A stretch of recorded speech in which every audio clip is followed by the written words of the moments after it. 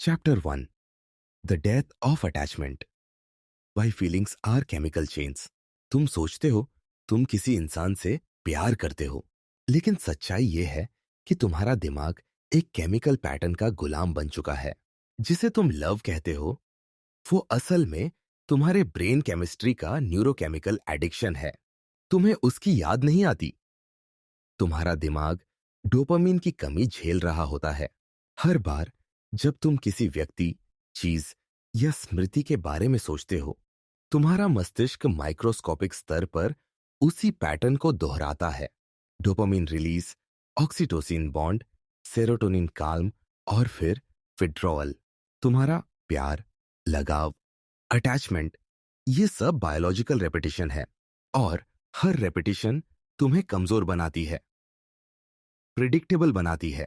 Detachment का असली मतलब, लोग सोचते हैं डिटैचमेंट मतलब कोल्ड हो जाना, पर असल में डिटैचमेंट का अर्थ है अपनी न्यूरल सर्किटरी पर कंट्रोल हासिल करना।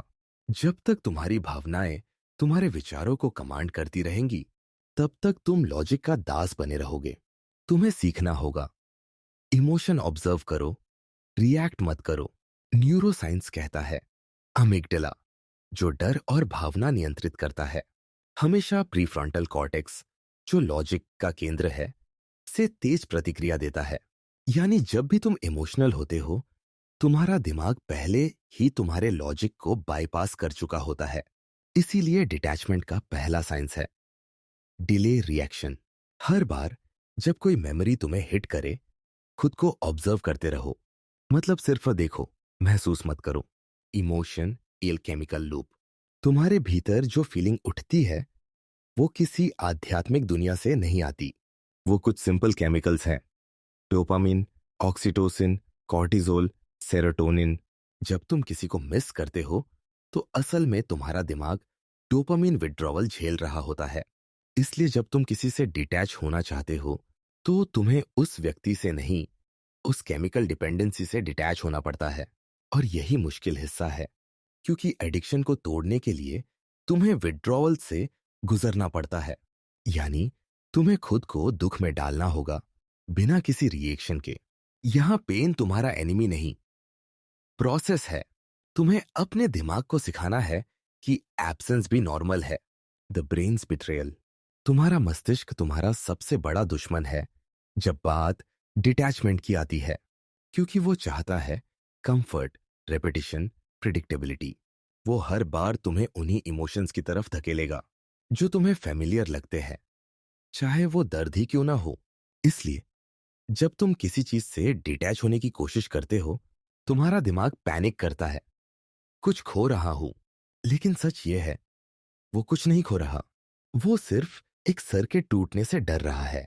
Step 1। Observe without identification. Detachment का पहला कदम है खुद को ऑब्जर्वर मोड में लाना। जब कोई मेमोरी, साउंड या थॉट उठे, तो उसे पकड़ो नहीं, बस देखो।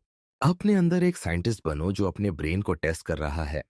कहना, ये थॉट मेरा नहीं है, ये मेरा ब्रेन का हैबिट है।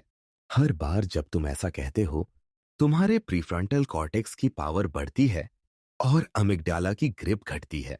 धीरे धीरे इमोशन एक डिस्टेंट वाइब्रेशन बन जाता है, जैसे दूर से आती हुई ध्वनि जो अब तुम्हें नहीं हिलाती। स्टेप 2। Reframe the memory. दिमाग हर मेमोरी को प्लेजर या पेन से जोड़ता है। तुम्हें उस एसोसिएशन को तोड़ना होगा। जब तुम किसी चीज की याद करते हो, जैसे कोई पुराना रिश्ता, कोई सपना, कोई ऑब्जेक्ट, उसे रोमांटिक या इमोशनल एंगल से मत देखो। उसे केमिकल डेटा की तरह एनालाइज करो। कहना, यह मेमोरी डोपामिन सर्किट का रिकॉर्ड है। इतना सिंपल रिफ्रेम तुम्हारे न्यूरॉन्स की ग्रिप तोड़ देता है। स्टेप 3। Starve the loop. तुम्हारे इमोशंस को तुम्हारा ध्यान चाहिए, और जब तुम ध्यान नहीं देते, वो कमजोर होने लगते हैं।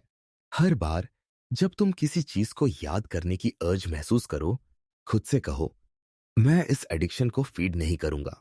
तुम्हारा ब्रेन रेजिस्ट करेगा, बॉडी एज करेगी, पर कुछ दिन में वो पैटर्न कोलैप्स हो जाएगा। याद रखो, हर एडिक्शन तब खत्म होती है जब उसे फ्यूल मिलना बंद होता है। स्टेप 4। Reward the absence. ये सबसे एडवांस ट्रिक है। हर बार जब तुम किसी चीज से डिटैच रहते हो, अपने आप को रिवॉर्ड दो, मेंटल या फिजिकल। तुम्हारा ब्रेन इसे प्लेजर के रूप में रजिस्टर करेगा। धीरे धीरे तुम्हारा सबकॉन्शियस नॉन अटैचमेंट इरोस पीस समझने लगेगा। यही न्यूरोप्लास्टिसिटी का कोर है।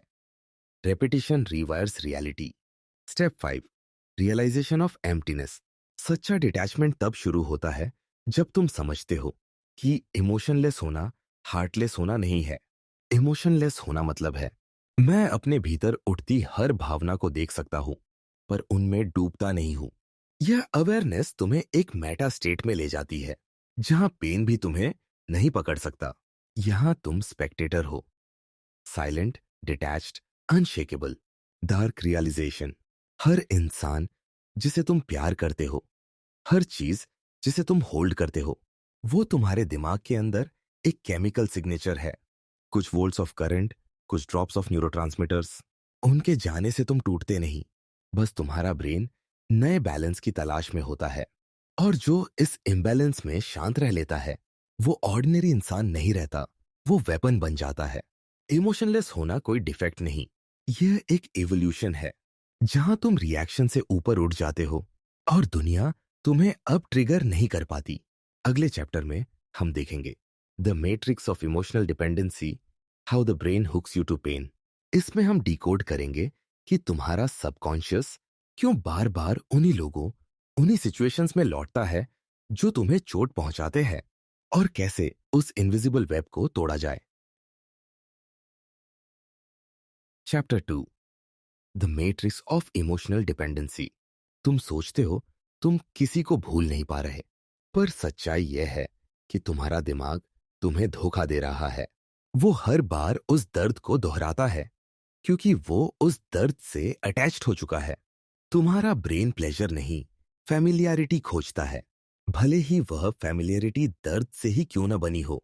और यही है इमोशनल डिपेंडेंसी का मैट्रिक्स, एक अदृश्य साइकोलॉजिकल प्रिजन जहां तुम अपने ही मेमोरीज के एडिक्ट बन जाते हो। The neural trap, why pain feels familiar. Neuroscience कहता है जब तुम किसी व्यक्ति या अनुभव से जुड़ते हो तो तुम्हारे न्यूरॉन्स एक स्थायी एसोसिएशन मैप बना लेते हैं। हर मेमोरी में डोपामिन, ऑक्सीटोसिन और कॉर्टिसोल का पैटर्न जुड़ जाता है। यानी लव और पेन अब एक ही सर्किट में रजिस्टर हो जाते हैं। जब वो व्यक्ति चला जाता है, तुम्हारा ब्रेन उसी लूप को रिप्ले करता है ताकि उस पैटर्न को बनाए रख सके। वो तुम्हें यादें दिखाता है, वॉइसेस सुनाता है, क्योंकि उसे वो केमिकल पैटर्न चाहिए, चाहे वो दर्दनाक ही क्यों ना हो। तुम्हारा पेन तुम्हारी पहचान बन जाता है। वो तुम्हें वही फीलिंग्स दोहराने को मजबूर करता है क्योंकि तुम्हारा सबकॉन्शियस पेन को भी कंफर्ट समझने लगता है। The illusion of emotional necessity. तुम्हारा सबकॉन्शियस हर बार विस्पर करता है मैं उसके बिना अधूरा हूं, पर सच ये है तुम अधूरे नहीं, कंडीशनड हो। साइकोलॉजी में इसे कहते हैं कंडीशन डिपेंडेंसी लूप। हर बार जब तुम किसी की याद करते हो, तुम्हारा ब्रेन थोड़ी मात्रा में डोपामिन देता है। तुम उस डोपामिन के लिए फिर वही मेमोरी रिपीट करते हो। धीरे धीरे यह एक इमोशनल फीडबैक लूप बन जाता है जहां तुम खुद अपने पेन के डीलर बन जाते हो। The subconscious algorithm of bonding. तुम्हारे ब्रेन में मिरर न्यूरॉन्स होते हैं जो दूसरों की इमोशंस को सिमुलेट करते हैं। जब तुम किसी को ऑब्जर्व करते हो, उनकी इमोशंस तुम्हारे भीतर केमिकल सिग्नल्स में बदल जाती है। यानी जब तुम किसी से जुड़ते हो, तुम्हारा सबकॉन्शियस उनका इमोशनल फिंगरप्रिंट अपने अंदर डाउनलोड कर लेता है। इसलिए जब वो इंसान चला जाता है, तुम्हारा ब्रेन उसी फिंगरप्रिंट को रिप्ले करता है, जैसे कोई वायरस बैकग्राउंड में चलता रहे। तुम उसे बंद नहीं कर सकते क्योंकि तुम नहीं जानते कि वह प्रोग्राम कहां से चल रहा है। दी रिवॉर्ड पेन फ्यूजन। यही मैट्रिक्स की सबसे खतरनाक लेयर है। जब रिवॉर्ड और पेन आपस में मिल जाते हैं, तुम्हारा दिमाग अब यह नहीं पहचान पाता कि कौन सी चीज नुकसानदेह है और कौन सी सुखद। एग्जाम्पल, कोई व्यक्ति तुम्हें बार बार हर्ट करता है, फिर भी तुम उसकी तरफ लौटते हो क्योंकि तुम्हारा सबकॉन्शियस उसे प्लेजर कोड के रूप में रजिस्टर कर चुका है। साइकोलॉजी इसे कहती है ट्रॉमा बॉन्डिंग, जहां दिमाग को पेन और अटैचमेंट एक ही एक्सपीरियंस लगते हैं। The invisible chains. यह मैट्रिक्स तभी टूटता है जब तुम इसे देख पाते हो, क्योंकि डिपेंडेंसी हमेशा अंधेपन में पलती है। तुम्हारा सबकॉन्शियस तुमसे कहता है वो जरूरी है तुम्हारे लिए, पर असल में जरूरी सिर्फ केमिकल रिलीज है जो तुम्हारा ब्रेन उसे जस्टिफाई करने के लिए करता है। हर बार जब तुम किसी से डिटैच होना चाहते हो तो दिमाग तुम्हारे सामने उसकी बेस्ट मेमोरीज रखता है, जैसे किसी ड्रग एडिक्ट को पुरानी ट्रिप की विजुअल्स दिखाना। वो तुम्हें गिल्ट, नॉस्टैल्जिया और होप के जरिए वापस खींचता है। Breaking the matrix, the detachment equation. तुम्हें मैट्रिक्स से बाहर निकलने के लिए इमोशन नहीं, सिस्टम चाहिए। साइकोलॉजी में इसे कहते हैं कॉग्निटिव डीकंडीशनिंग प्रोसेस। यह प्रोसेस 3 हिस्सों में बंटा है। गोल रिकॉग्निशन। जब भी कोई मेमोरी उठे उसे कंफर्ट मत समझो, कहो this is a chemical craving. इससे तुम्हारा लॉजिकल ब्रेन जागता है। To interruption. हर बार जब क्रेविंग उठे कोई नया बिहेवियर इंसर्ट करो।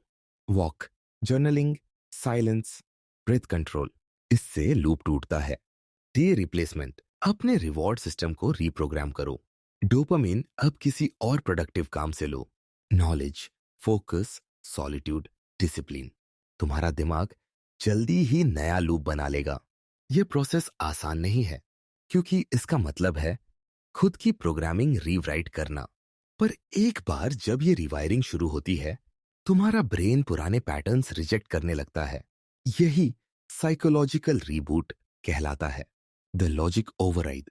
डिटैचमेंट सिर्फ इमोशनल नहीं, लॉजिकल भी है। तुम्हें बार बार खुद से पूछना होगा, क्या यह फीलिंग मुझे सर्व कर रही है या मुझे कंज्यूम कर रही है? यह सवाल तुम्हारे सबकॉन्शियस को डिसरप्ट करता है। धीरे धीरे तुम रियलाइज करोगे कि पेन कोई पनिशमेंट नहीं, वो न्यूरल डिटॉक्स है, तुम्हारे पुराने पैटर्न्स को साफ करने का तरीका। जब लॉजिक इमोशन को रिप्लेस करता है, तुम अपने ही दिमाग के मास्टर बन जाते हो। The emotional blackout phase. Detachment की एक डेंजरस स्टेज होती है, इमोशनल नमनेस। जब दिमाग टेम्परेरीली इमोशंस को शट कर देता है ताकि रिवायरिंग स्मूथ हो सके। कई लोग इसे डिप्रेशन समझ बैठते हैं, पर असल में यह न्यूरल रिकैलिब्रेशन होती है। यह वो स्टेज है जहां तुम पुराने सेल्फ को खोते हो और एक नए कोल्ड स्टेबल वर्जन में इवॉल्व होते हो। डरो मत, यही साइलेंस तुम्हारा असली जन्म है। मोनोलॉग। तुम्हारा दिमाग तुम्हारा सबसे बड़ा मैनिपुलेटर है। वो तुम्हें हर बार उन्हीं इल्यूजन्स में खींचता है जो तुम्हें डिस्ट्रॉय करते हैं, क्योंकि उसे सर्वाइवल चाहिए, एवोल्यूशन नहीं। पर अगर तुम इसे देख लेते हो, ऑब्जर्व कर लेते हो, तो मैट्रिक्स टूटने लगता है। फिर तुम्हारा माइंड, तुम्हारी यादें, तुम्हारे इमोशंस सिर्फ सिग्नल्स बन जाते हैं, तुम्हारी रियलिटी नहीं। और तभी शुरू होती है असली स्वतंत्रता, जहां तुम्हें कुछ पाने की जरूरत नहीं, क्योंकि कुछ खोने का डर ही मर चुका होता है। Next chapter preview. The addiction model of attachment, how your brain turns emotions into drugs. यहां हम डिकोड करेंगे कि क्यों हर इमोशन एक केमिकल एडिक्शन की तरह काम करता है और कैसे तुम अपने ही दिमाग के ड्रग सप्लायर बन जाते हो, जब तक कि तुम अपने इमोशनल सर्किट्स को हैक करना नहीं सीखते। Chapter 3, the addiction model of attachment. तुम्हारा दिमाग नशा करता है।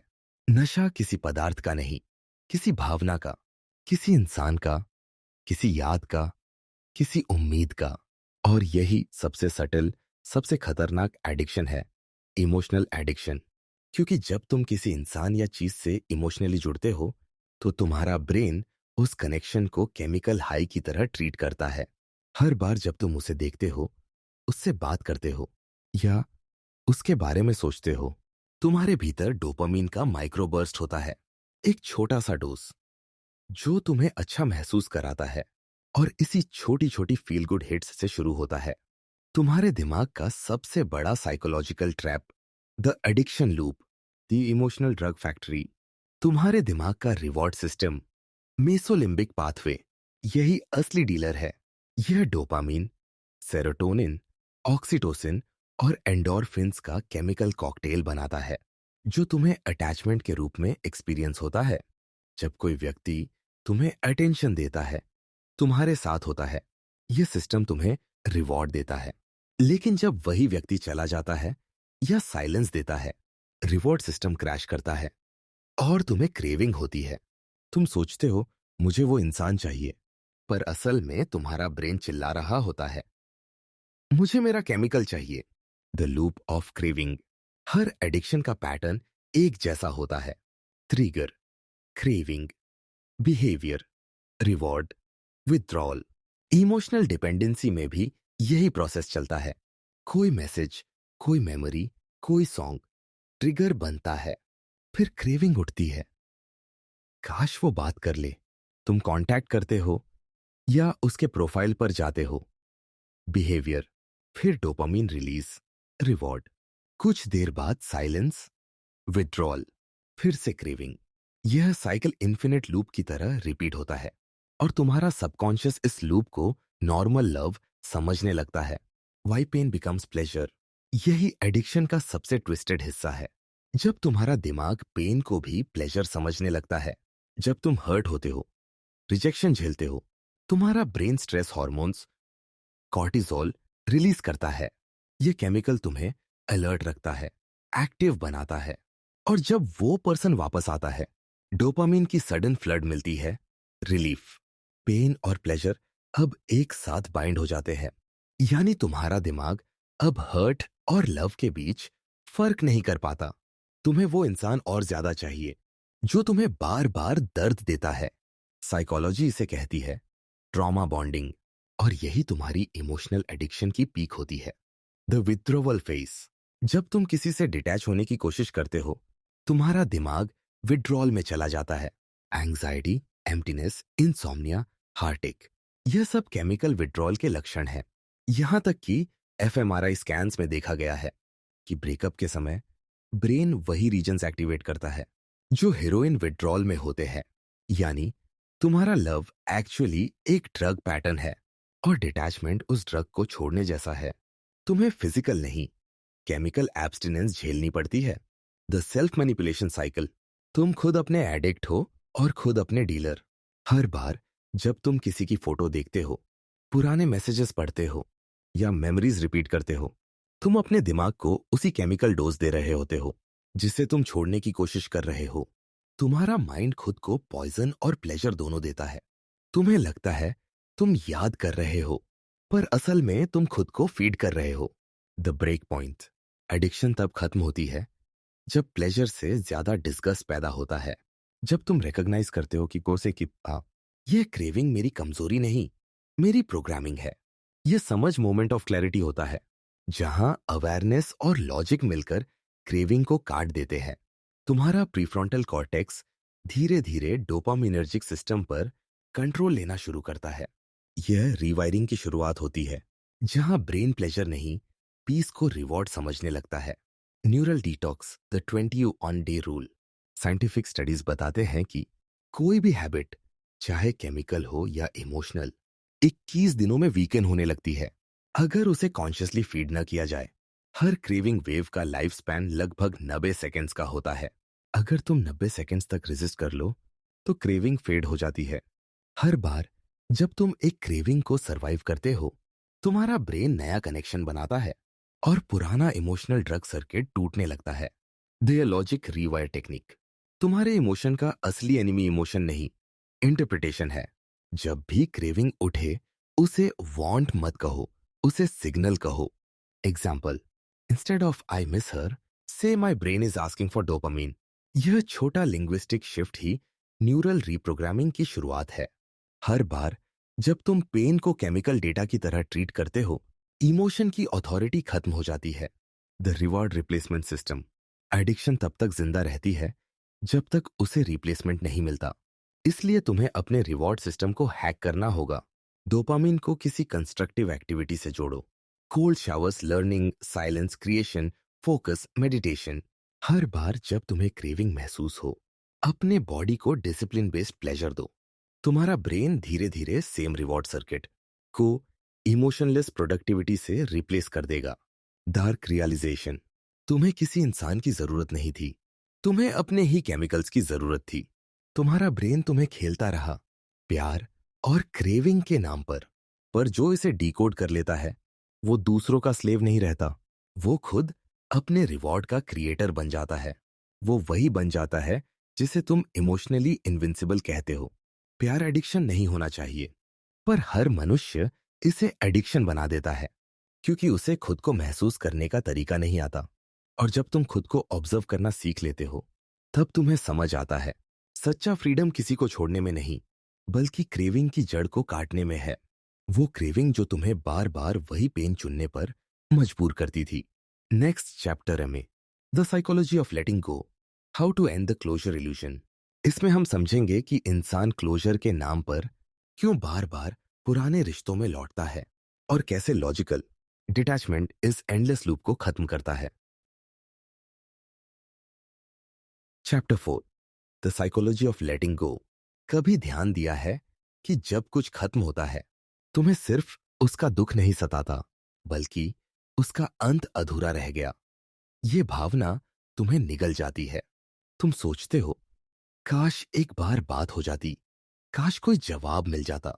यही है क्लोजर इल्यूजन, वो झूठ जो तुम्हारा सबकॉन्शियस हर बार तुम्हें सुनाता है ताकि तुम्हें उसी दर्द में बांध सके जिससे तुम भागने की कोशिश कर रहे हो। The illusion of completion. तुम्हारा दिमाग इनकम्प्लीशन बर्दाश्त नहीं कर सकता। साइकोलॉजी में इसे कहते हैं ज़िगर्निक इफेक्ट। जब कोई इवेंट या कॉन्वर्सेशन अधूरी रह जाती है, तो माइंड उसे बार बार रिप्ले करता है ताकि क्लोजर मिले। पर यही रेपिटेशन तुम्हारी इमोशनल एनर्जी ड्रेन करता है। तुम सोचते हो तुम हीलिंग कर रहे हो, पर तुम सिर्फ एक अनफिनिश्ड स्टोरी को बार बार जी रहे हो। और इस प्रोसेस में तुम्हारा ब्रेन तुम्हें इल्यूजन देता है कि अगर एक बार क्लोजर मिल जाए, सब ठीक हो जाएगा। पर सच ये है, क्लोजर कभी नहीं आता, क्योंकि क्लोजर कोई एक्सटर्नल चीज नहीं है, वो इंटरनल एक्सेप्टेंस है। Why the mind hates endings. तुम्हारा सबकॉन्शियस एंड को डेथ समझता है, क्योंकि हर एंडिंग से एक आइडेंटिटी टूटती है। जब कोई रिश्ता खत्म होता है, तुम सिर्फ किसी इंसान को नहीं खोते, तुम उस वर्जन को खोते हो जो उस इंसान के साथ जिया था। इसलिए तुम्हारा माइंड उसे पकड़कर रखता है ताकि खुद को खोने से बच सके। यानी तुम जिस चीज को लेटिंग गो समझते हो, असल में वो सेल्फ डिलीशन जैसा लगता है। इसीलिए लोग अतीत को नहीं छोड़ पाते, क्योंकि उन्हें उससे जुड़ा खुद का हिस्सा छोड़ना होता है। The loop of unfinished emotions. जब तुम्हारा माइंड क्लोजर चाहता है, वो लॉजिक नहीं, इमोशन की कंटिन्यूटी खोज रहा होता है। तुम्हारा दिमाग इनकम्प्लीट इमोशन को थ्रेट मानता है, इसलिए वो बार बार वही सिनेरियो इमेजिन करता है। अगर मैं थोड़ा और समझा देता, अगर वो वापस आ जाती, अगर हम फिर से शुरू करते। ये सब हाइपोथेटिकल लूप्स तुम्हारे ब्रेन को बिजी रखते हैं ताकि वो पेन से डिस्ट्रैक्टेड रहे। पर इसका ब्रूटल ट्रूथ ये है, ये डिस्ट्रैक्शन तुम्हें हीलिंग से रोकता है। The science of emotional loops. Neuroscience के अनुसार हर अनफिनिश्ड कॉन्वर्जेशन एक न्यूरल ओपन सर्किट बनाती है। जब तक तुम उसे एक्सेप्टेंस से क्लोज नहीं करते, वो बैकग्राउंड में चलती रहती है, जैसे कोई बैकग्राउंड ऐप। वो तुम्हारा अटेंशन, फोकस और डोपामिन एनर्जी खा जाती है। इसीलिए तुम्हें रैंडम टाइम्स पर नॉस्टैल्जिया हिट करता है, क्योंकि तुम्हारा ब्रेन अभी भी उस मेमोरी को कंप्लीट करने की कोशिश कर रहा है। पर याद रखो, completion doesn't mean continuation.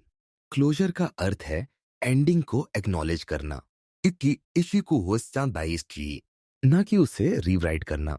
Emotional bargaining, the final trap. जब तुम लेटिंग गो की कोशिश करते हो, तुम्हारा माइंड तुम्हें मैनिपुलेट करता है। चलो एक बार बात कर लो, क्लोजर मिल जाएगा। पर यह क्लोजर नहीं, क्रेविंग है डिस्गाइज्ड एज लॉजिक। तुम्हारा ब्रेन अभी भी डोपामिन चाहता है, और वो उसे फाइनल टॉक के बहाने जस्टिफाई करता है। इसलिए जब तुम किसी से आखिरी बार बात करते हो, तुम क्लोजर नहीं पाते, तुम एडिक्शन को फिर से एक्टिवेट करते हो। The cognitive dissolution process. Letting go का असली अर्थ किसी चीज को भूलना नहीं है, बल्कि उसे न्यूट्रलाइज करना है। साइकोलॉजी में इसे कहते हैं कॉग्निटिव डिसोल्यूशन। जब तुम किसी मेमोरी को मीनिंगलेस बना देते हो, step by step process. Won't they label the thought. जब भी कोई मेमोरी उठे, कहो यह इनकम्प्लीट डेटा है। मत सोचो, बस लेबल करो। Detach the emotion. उस मेमोरी को एक्सपीरियंस करो, पर रिएक्ट मत करो। इसे ऑब्जर्व करो जैसे किसी और की कहानी देख रहे हो। थी रिप्लेस द पैटर्न।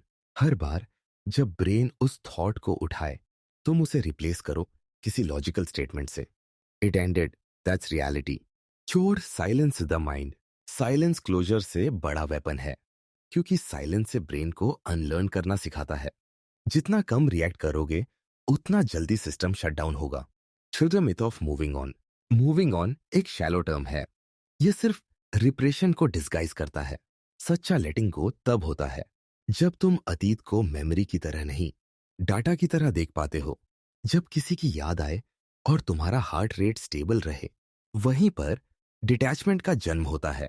यस, भूलना नहीं, इमोशनल डिलीशन है, जहां तुम्हारा दिमाग फाइनली समझता है this event has no survival value now. The void stage. जब तुम वास्तव में लेट गो करते हो, तो तुम्हारे अंदर एक वॉइड पैदा होता है, एक खालीपन जो पहले इमोशन से भरा था। यही वो स्टेज है जहां लोग वापस लौटते हैं, क्योंकि वो इस एम्प्टीनेस को सह नहीं पाते। पर अगर तुम उस वॉइड के साथ बैठ गए, तो वो खालीपन तुम्हारे भीतर अवेयरनेस में बदल जाएगा, और वो अवेयरनेस तुम्हें इमोशन से नहीं, कॉन्शियसनेस से जोड़ देगी। यहीं से शुरू होती है emotional transcendence. Dark monologue, realisation, closure कोई कॉन्वर्सेशन नहीं, एक क्रीमेशन है। तुम्हें उस पुराने वर्जन को जलाना होता है जो किसी दूसरे के लिए जिया था। लेटिंग गो का अर्थ है मुझे अब उस इल्यूजन की जरूरत नहीं। हर बार जब तुम किसी अधूरी बात को छोड़ते हो, तुम अपने भीतर एक नया स्पेस बनाते हो, जहां लॉजिक, कामनेस और साइलेंस पनपते हैं। यही स्पेस तुम्हारी नई शक्ति है, क्योंकि जो खाली है वही अब एब्जॉर्ब कर सकता है। Scientific note. Mindfulness based therapies और एक्सेप्टेंस रिसर्च, हार्वर्ड 2022 ने यह साबित किया है कि जब लोग क्लोजर की तलाश छोड़ देते हैं, उनका ब्रेन डिफॉल्ट मोड नेटवर्क शांत हो जाता है।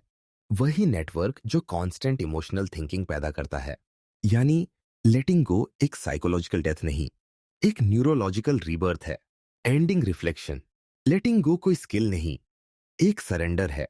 यह तब होता है जब तुम समझते हो क्लोजर वो लग्जरी है जो रियलिटी अफोर्ड नहीं करती, जो इस सच्चाई को मान लेता है वो किसी चीज का गुलाम नहीं रहता, क्योंकि उसे अब कोई अधूरापन डिस्टर्ब नहीं करता। अगले चैप्टर में हम देखेंगे the mirror of identity, why you can't let go without losing yourself. अब हम उतरेंगे माइंड के उस गहरे लेवल पर, जहां हर अटैचमेंट तुम्हारी आइडेंटिटी से फ्यूज्ड होती है, और कैसे सेल्फ सेपरेशन ही डिटैचमेंट की असली जड़ है। Chapter 5, the mirror of identity. हर रिश्ता, हर चाहत, हर जुड़ाव सिर्फ किसी और से नहीं, तुम्हारे खुद से भी जुड़ा होता है। तुम जिसे प्यार कहते हो, वो असल में एक मिरर है, जिसमें तुम अपने उस हिस्से को देखते हो जिसे तुम खुद पहचान नहीं पाते। इसलिए जब वो रिश्ता टूटता है, तुम किसी और को नहीं खोते, तुम अपने ही उस हिस्से को खो देते हो जिसे तुमने किसी और में देखा था। यही कारण है कि लेटिंग गो इतना मुश्किल होता है, क्योंकि वो किसी इंसान से अलग होना नहीं, खुद से अलग होना होता है। The mirror phenomenon, how identity is formed. Psychology में इसे कहा जाता है ईगो फ्यूजन फिनोमेनन। जब तुम्हारी आइडेंटिटी किसी बाहरी स्टिमुलस से मर्ज हो जाती है, तुम सिर्फ किसी से प्यार नहीं करते, तुम अपने अस्तित्व का हिस्सा उसे सौंप देते हो। वो व्यक्ति, वो चीज या वो ड्रीम तुम्हारी सेल्फ इमेज का हिस्सा बन जाता है। तुम उसे खोते नहीं, तुम अपने रिफ्लेक्शन को खोते हो। और इसी मोमेंट पर पेन जन्म लेता है। Pain of loss ill pain of identity fracture. तुम्हारा माइंड विस्पर करता है, अब मैं कौन हूं अगर वो नहीं है। यह क्वेश्चन किसी और के जाने का नहीं, तुम्हारे खुद की परिभाषा के मिटने का है। बॉय वी मर्ज। हर इंसान अपने अंदर एक वैक्यूम लेकर चलता है, एक जगह जहां वो इनफ महसूस नहीं करता। जब कोई आता है जो उस खालीपन को टेम्परेरीली भर देता है, माइंड उसे कंप्लीटनेस मान लेता है, और उसी कंप्लीटनेस को बनाए रखने के लिए तुम उसे अपने भीतर इंटीग्रेट कर लेते हो। यहां से शुरू होती है आइडेंटिटी फ्यूजन, जहां मैं और वो के बीच की सीमाएं धुंधली पड़ जाती है। पर जब यह फ्यूजन टूटता है, तो तुम फिजिकल नहीं, साइकोलॉजिकल एम्पुटेशन झेलते हो। इसलिए डिटैचमेंट सिर्फ इमोशनल हीलिंग नहीं है, यह आइडेंटिटी सर्जरी है। The science of self mirroring, neuro science में इसे कहते हैं सेल्फ रेफरेंशियल प्रोसेसिंग नेटवर्क। यह brain network medial prefrontal cortex और पोस्टीरियर सिंगुलेट कॉर्टेक्स तुम्हारे सेल्फ को डिफाइन करता है। जब तुम किसी व्यक्ति से इमोशनली जुड़ते हो, यह नेटवर्क उस व्यक्ति को तुम्हारे सेल्फ मैप में जोड़ देता है। इसलिए जब वो व्यक्ति चला जाता है, तुम्हारा ब्रेन लिटरली सिग्नल भेजता है, सेल्फ इज इनकम्प्लीट। तुम्हारा दिमाग फिजिकल लॉस की तरह रिएक्ट करता है, क्योंकि उसके लिए यह खुद का हिस्सा टूटना है। The paradox of love. तुम सोचते हो प्यार जोड़ता है, पर असल में वो आइडेंटिटी को डिसॉल्व करता है। ट्रू लव कभी दो पूरों के बीच नहीं होता, बल्कि दो अधूरे माइंड्स के बीच होता है, जो एक दूसरे में अपना खोया हुआ हिस्सा ढूंढ रहे होते हैं। इसलिए जब सेपरेशन आता है, तो दर्द सिर्फ एब्सेंस का नहीं होता, बल्कि सेल्फ डेफिनेशन कोलैप्स का होता है। तुम्हारा सबकॉन्शियस कहता है, अगर वो नहीं तो मैं कौन हूं? और यही सवाल डिटैचमेंट की जड़ में छिपा हुआ जहर है। The process of self separation. Detachment शुरू नहीं होता जब तुम किसी को छोड़ते हो, वो तब शुरू होता है जब तुम ये समझते हो, मैं उस इंसान के बिना भी पूरा हूं। इस अवेयरनेस तक पहुंचने के लिए तुम्हें 3 साइकोलॉजिकल स्टेप्स पार करने होते हैं। Home recognition of fusion. देखो कि तुम्हारी आइडेंटिटी कहां मर्ज हुई है। एग्जाम्पल, मैं उसके बिना अधूरा हूं। Eerie identity fusion statement. Observe करो, चैलेंज मत करो। Do deconstruction of identity. अपनी डेफिनेशन से वो एलिमेंट्स निकालो जो बोरोड है। जैसे, मैं लवेबल हूं क्योंकि उसने कहा। इसे रिप्लेस करो, मैं लवेबल हूं क्योंकि मैं कॉन्शियस हूं। धीरे धीरे बोरोड आइडेंटिटी डिसॉल्व होती है। 3 रिकंस्ट्रक्शन ऑफ सेल्फ। अब अपने खुद को रीडिफाइन करो, बिना किसी एक्सटर्नल मिरर के। Create a self map based on purpose, solitude, logic and awareness. यही वो मोमेंट है जहां डिटैचमेंट परमानेंट हो जाता है। The role of pain in self realignment. Pain तुम्हारा एनिमी नहीं, कंपेस है। वो दिखाता है कि तुम्हारी आइडेंटिटी कहां अटकी हुई है।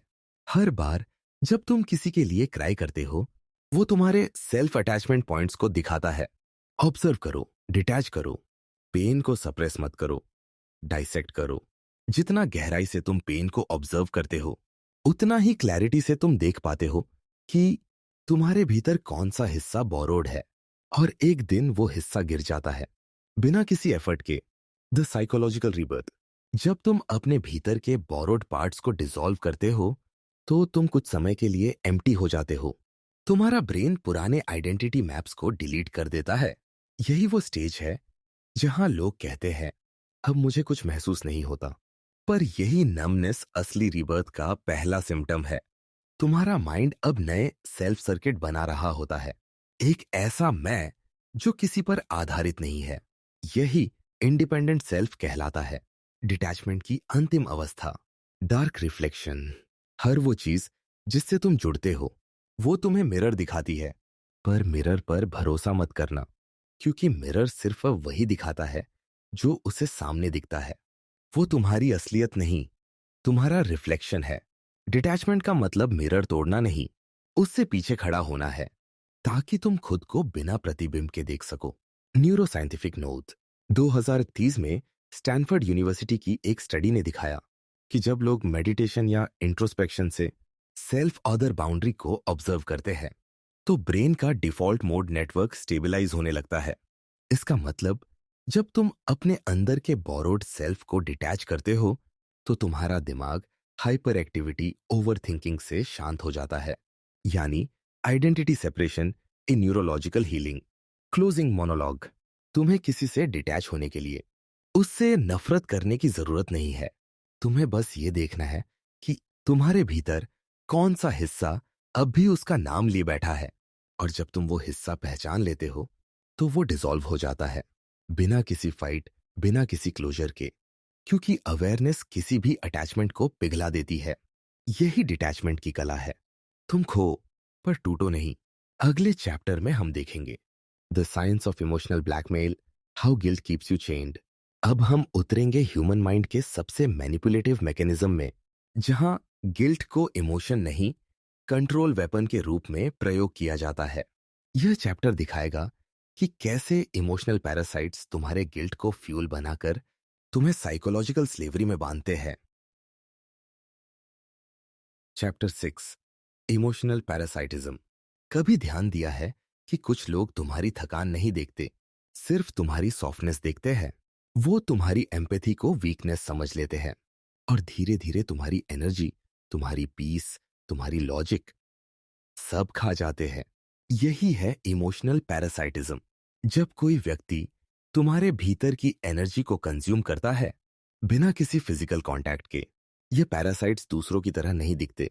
वे प्यार, केयर और जरूरत के रूप में आते हैं, पर उनका असली काम है तुम्हारे गिल्ट, नॉस्टैल्जिया और सिंपैथी पर फीड करना। The hidden ecosystem of parasites. Emotional parasites किसी वैम्पायर की तरह ऑपरेट करते हैं। बस उनका वेपन होता है इमोशन। वे सीधे अटैक नहीं करते। वे तुम्हें कन्विंस करते हैं कि तुम रिस्पॉन्सिबल हो मेरे पेन के लिए। तुम्हारा ब्रेन गिल्ट जेनरेट करता है और गिल्ट एनर्जी का सबसे पावरफुल सोर्स है। साइकोलॉजी में इसे कहते हैं इमोशनल लेवरेज मैकेनिज्म, जहां पैरासाइट तुम्हारे मॉरल सेंस को ट्रिगर करके तुमसे अटेंशन और इमोशनल फ्यूल निकालता है। तुम्हें लगता है तुम किसी की हेल्प कर रहे हो, पर असल में तुम अपने ही एनर्जी बैंक को खाली कर रहे हो। The mechanism of energy drain. Her emotion एक बायोलॉजिकल चार्ज होती है। डोपामिन तुम्हें मोटिवेट करता है, सेरोटोनिन तुम्हें काम रखता है और ऑक्सीटोसिन तुम्हें कनेक्ट करता है। इमोशनल पैरासाइट्स इसी केमिकल सिस्टम को हैक करते हैं। वे तुम्हें एम्पैथी लूप में बांधते हैं, जहां तुम उनका पेन फील करते हो और वही पेन तुम्हारे सिस्टम से एनर्जी ड्रेन करता है। जितना ज्यादा तुम उनका इमोशनल लोड उठाते हो, उतना ज्यादा तुम खुद हॉलो महसूस करने लगते हो। यह प्योर एनर्जेटिक फिजिक्स है। एनर्जी ट्रांसफर हमेशा हायर स्टेट से लोअर स्टेट की ओर होता है। The psychology of guilt feeding. Parasites जानते हैं कि गिल्ट सबसे आसान इमोशनल हुक है। वो स्टेटमेंट्स इस्तेमाल करते हैं जैसे तुम बदल गए हो, अब तुम्हें किसी की परवाह नहीं, तुम सेल्फिश हो। इन शब्दों के पीछे हिडन कोड होता है मुझे तुम्हारी एनर्जी चाहिए।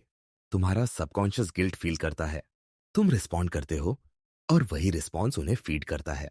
साइकोलॉजिकल स्टडीज दिखाती है कि गिल्ट रिलीज के समय आमिगडाला हाइपर एक्टिव हो जाता है और ब्रेन ऑक्सीटोसिन रिलीज करता है, वही केमिकल जो बॉन्डिंग के लिए रिस्पॉन्सिबल है। यानी गिल्ट तुम्हें उसी व्यक्ति से और जोड़ देता है जिससे डिटैच होना चाहिए। Nostalgia as an emotional hook. Parasites nostalgia भी इस्तेमाल करते हैं। वो तुम्हें पास्ट के बेस्ट मोमेंट्स याद दिलाते हैं, क्योंकि नॉस्टैल्जिया डोपामीन और ऑक्सीटोसिन दोनों को स्पाइक करता है। तुम्हारा ब्रेन मोमेंटरीली बिलोंगिंग फील करता है और तुम फिर उसी लूप में लौट आते हो। तुम्हें लगता है यह मेमोरी है, पर यह साइकोलॉजिकल बेट है, तुम्हारे माइंड के रिवॉर्ड सेंटर को रीट्रिगर करने का तरीका। The sympathy trap. सिंपैथी सबसे डेंजरस वेपन है, क्योंकि सिंपैथी तुम्हें कंट्रोल इल्यूजन देती है। मैं उसकी मदद कर सकता हूं, पर ट्रूथ यह है कि पैरासाइट्स हेल्प नहीं चाहते। वो कांस्टेंट अवेलेबिलिटी चाहते हैं। जितना ज्यादा तुम उनकी सफरिंग में इन्वेस्टेड रहोगे, उतना ज्यादा तुम उनकी कंट्रोल में रहोगे। सिंपैथी उन्हें पावर देती है और तुम्हें एग्जॉशन। डिटैचमेंट, ये एनर्जेटिक हाइजीन। डिटैचमेंट का मतलब कोल्ड होना नहीं, बल्कि अपनी एनर्जेटिक हाइजीन मेंटेन करना है। तुम हर दिन फिजिकल बॉडी साफ करते हो, पर कितनी बार तुम अपनी इमोशनल बॉडी साफ करते हो? हर कॉन्वर्सेशन, हर गिल्ट ट्रिप, हर नॉस्टैल्जिक लूप तुम्हारे एनर्जेटिक फील्ड में रेसिड्यू छोड़ जाता है। अगर उसे साफ ना किया जाए, तो धीरे धीरे वो तुम्हारा बेसलाइन एनर्जी फ्रीक्वेंसी गिरा देता है। Advance technique, energetic cord cutting visualisation process. एक शांत जगह बैठो। 2. विजुलाइज करो कि तुम्हारे और उस व्यक्ति के बीच एक एनर्जी कॉर्ड जुड़ा है, शायद छाती के पास या सिर के पीछे। 3. उस कॉर्ड को ऑब्जर्व करो, उसका कलर, उसकी थिकनेस। 4. अब इमेजिन करो कि तुम्हारे हाथ में एक शार्प लाइट ब्लेड है। धीरे धीरे उस कॉर्ड को काटो और उसे डिसॉल्व होते हुए देखो। 5. अब अपने चारों ओर सफेद रोशनी की प्रोटेक्टिव शील्ड विजुअलाइज करो, जो तुम्हारी एनर्जी को कंटेन करती है। 6. कुछ गहरी सांसें लो और साइलेंटली रिपीट करो, I return all energies that are not mine. यह विजुअलाइजेशन साइंटिफिक इमेजिनेशन नहीं, साइकोलॉजिकल डिकंडीशनिंग है। तुम्हारा सबकॉन्शियस इमेज बेस्ड कमांड से ऑपरेट करता है। इस विजुअलाइजेशन के कंसिस्टेंट प्रैक्टिस से तुम्हारे इमोशनल डिपेंडेंसी सर्किट्स वीकन होने लगते हैं। The law of conservation of emotion. Emotional energy कभी खत्म नहीं होती, वो बस शेप बदलती है। अगर तुम उसे रिक्लेम नहीं करते तो कोई और उसका उपयोग कर लेता है। इसीलिए डिटैचमेंट सिर्फ इमोशनल डिसीजन नहीं, एनर्जेटिक रिक्लेमेशन है। जब तुम साइलेंस चुनते हो, तुम एनर्जी वापस खींच रहे होते हो। Dark realisation.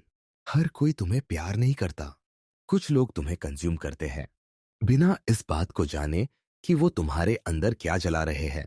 डिटैचमेंट उन पर नफरत नहीं, उनके प्रति एनर्जी विड्रॉवल है। क्योंकि जब तुम किसी को अपने माइंड से डिस्कनेक्ट करते हो, तब वो पहली बार खुद का सामना करता है और तुम पहली बार खुद को महसूस करते हो। Psychological summary. इमोशनल पैरासाइटिज्म का इलाज रिएक्शन नहीं, अवेयरनेस है। पैरासाइट तब मरता है जब होस्ट जाग जाता है। जब तुम गिल्ट को गिल्ट नहीं, केमिकल रिएक्शन के रूप में देख लेते हो, तो तुम्हारा इमोशनल सिस्टम साफ होने लगता है। और वहीं से शुरू होती है एनर्जेटिक इम्यूनिटी, जहां कोई भी तुम्हारी पीस को कंज्यूम नहीं कर सकता है। अगले चैप्टर में हम देखेंगे the cold observation technique, the art of watching your emotions without becoming them. इसमें हम समझेंगे कि इमोशन से लड़ना नहीं, उसे ऑब्जर्व करना ही अल्टीमेट कंट्रोल है, क्योंकि ऑब्जर्वेशन हर इल्यूजन को डिसॉल्व कर देता है। Chapter 7, the cold observation technology. जब कोई भावना उठती है, तुम उस भावना को महसूस नहीं करते, तुम उसमें डूब जाते हो। तुम उस इमोशन नहीं बनते जो उठा, तुम उसी इमोशन के बराबर हो जाते हो। और इसी फ्यूजन में तुम्हारा लॉजिक मर जाता है। कोल्ड ऑब्जर्वेशन टेक्निक उसी जगह से शुरू होती है जहां माइंड और फीलिंग के बीच की सीमाएं मिट चुकी होती है। यह कोई मेडिटेशन नहीं है, यह साइकोलॉजिकल सर्जरी है, जहां तुम अपनी ही भावनाओं को डाइसेक्ट करना सीखते हो बिना उनमें फंसे हुए। The root problem identification. मनुष्य दुख से नहीं टूटता, वो इसलिए टूटता है क्योंकि वो खुद को अपने दुख से पहचान लेता है। तुम कहते हो मैं गुस्से में हूं, लेकिन सच यह है गुस्सा मेरे अंदर हो रहा है। बस इतना डिफरेंस ही तुम्हें एक ऑब्जर्वर बना देता है। साइकोलॉजी में इसे कहते हैं मेटाकॉग्निशन, सोच को सोचते हुए देखना। कोल्ड ऑब्जर्वेशन टेक्निक तुम्हें वही आर्ट सिखाती है, इमोशंस को ऑब्जर्व करना बिना इंटरप्रेट किए और माइंड को उसके ओन इल्यूजन्स में न फंसने देना। The science of observation. University of Toronto के न्यूरोसाइंटिस्ट नॉर्मन फार्ब ने 2010 में बताया कि जब कोई व्यक्ति अपने इमोशंस को ऑब्जर्व करता है, तो ब्रेन का medial prefrontal cortex, self reference area deactivate हो जाता है और इंसुला एक्टिवेट होती है। यानी पर्सन अब इमोशन को फील नहीं करता, वो उसे डिटेक्ट करता है। इस अवस्था को कहते हैं मेटा अवेयरनेस स्टेट। इस स्टेट में तुम एंगर को ऑब्जर्व कर सकते हो, जैसे कोई साइंटिस्ट केमिकल रिएक्शन देख रहा हो। तुम्हारे भीतर इमोशन उठेगा, पर तुम उसे एनालाइज कर रहे हो, पार्टिसिपेट नहीं। The method, step by step process. Once pause the reaction.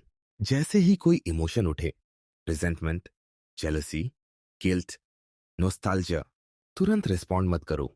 एक डीप ब्रेथ लो और खुद से कहो something is happening in me, not to me. To name the emotion.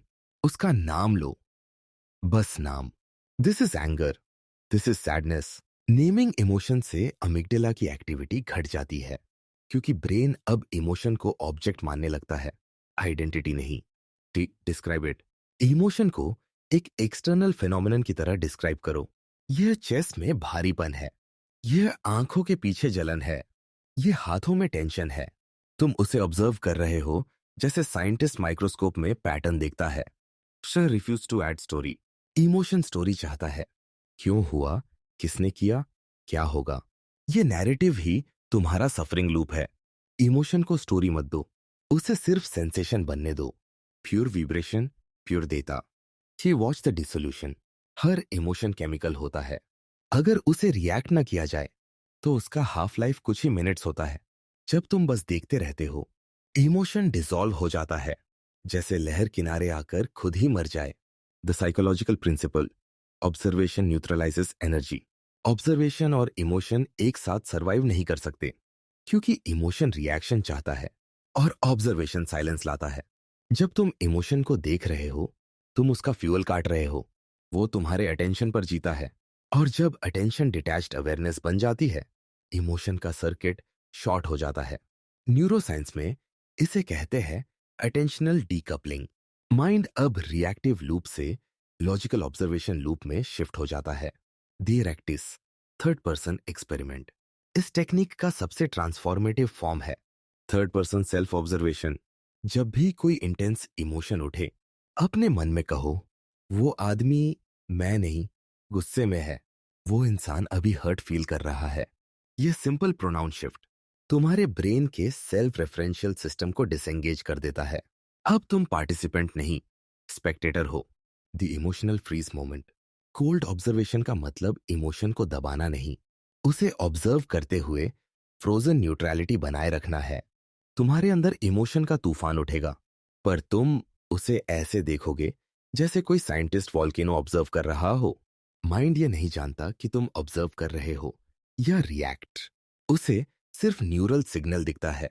तो जब तुम ऑब्जर्वेशन मोड में जाते हो, ब्रेन ऑटोमेटिक डीएक्टिवेशन में चला जाता है। इसीलिए मेडिटेशन में कामनेस आती है, क्योंकि ब्रेन एक्टिविटी कम नहीं होती, परसेप्शन बदल जाती है। The pain test.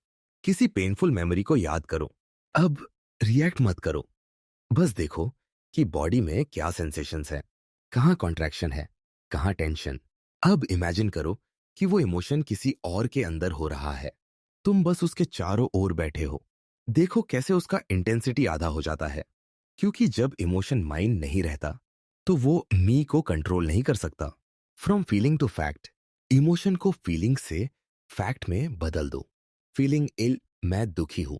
फैक्ट इल दिलाते, मेरे अंदर दुख की केमिकल वेव चल रही है। ये शिफ्ट तुमसे हर इल्यूजन का कंट्रोल छीन लेता है। इमोशन तब तक रियल है जब तक वो इंटरप्रेटेड है। ऑब्जर्वेशन उसे इंफॉर्मेशन बना देता है, और इंफॉर्मेशन तुम्हें हर्ट नहीं कर सकती। The silence of control. जब तुम इमोशंस को देखना सीख लेते हो, तो तुम्हारे भीतर एक साइलेंस पैदा होता है। Cold steady detached silence. वही साइलेंस तुम्हारा वेपन बन जाता है, क्योंकि अब कोई तुम्हारे अंदर गिल्ट, फियर या एंगर डाल भी दे, वो तुम्हें छू नहीं सकता, क्योंकि तुम्हारे अंदर अब ऑब्जर्वर बैठा है, पार्टिसिपेंट नहीं। Dark reflection. हर इमोशन तुम्हारा टेस्ट नहीं, एक इनविटेशन है। वो कहता है, आओ मुझे ऑब्जर्व करो, देखो मैं क्या हूं। और जब तुम उस इनविटेशन को स्वीकार करते हो, इमोशन इवेपोरेट हो जाता है, क्योंकि डार्कनेस तब तक ही डराती है जब तक तुम उसे दूर से देखते हो। जैसे ही तुम टॉर्च चलाते हो, वो हवा बनकर गायब हो जाती है। कोल्ड ऑब्जर्वेशन यही टॉर्च है, तुम्हारे माइंड की अंधी गलियों में जलती हुई एक ठंडी, निर्दयी पर साफ रोशनी। Neuroscientific note. Meta awareness research Toronto 2020 ने दिखाया कि जो लोग नियमित रूप से लेबलिंग एंड ऑब्जर्विंग प्रैक्टिस करते हैं, उनका ब्रेन एमिगडाला रिएक्टिविटी 35% तक घटा देता है। यानी जो व्यक्ति अपने इमोशंस को ऑब्जर्व करता है, वो बायोलॉजिकल स्तर पर कम रिएक्टिव बन जाता है। ऑब्जर्वेशन सिर्फ फिलॉसफी नहीं, न्यूरो रिवायरिंग का साइंटिफिक टूल है। Closing monologue. कोल्ड ऑब्जर्वेशन का मतलब इमोशन को मिटाना नहीं, उसे पारदर्शी बनाना है। तुम्हारे अंदर फियर उठेगा, एंगर उठेगा, नॉस्टैल्जिया उठेगा, पर वो तुम्हें हिला नहीं पाएगा, क्योंकि अब तुम उस फियर के बाहर खड़े हो। यही है अवेयरनेस की ठंडक, और यही है डिटैचमेंट की शुरुआत। अगले चैप्टर में हम देखेंगे reprogramming emotional triggers, how to break the neural chain of pain. अब हम उस गहराई में उतरेंगे जहां हर इमोशन एक ट्रिगर बनता है, और हर ट्रिगर एक केमिकल मेमोरी चेन एक्टिवेट करता है। वहीं से शुरू होगा इमोशनल रिवायरिंग का असली process. Chapter 8, reprogramming emotional triggers. हर बार जब कोई मेमोरी तुम्हें चोट पहुंचाती है, तो वो तुम्हारे दिल में नहीं, तुम्हारे दिमाग में एक्टिवेट होती है। वो जगह नहीं है जहां इमोशन होता है, वो जगह है जहां वो रिपीट होता है। यह रेपिटेशन ही तुम्हारा पेन बन जाता है।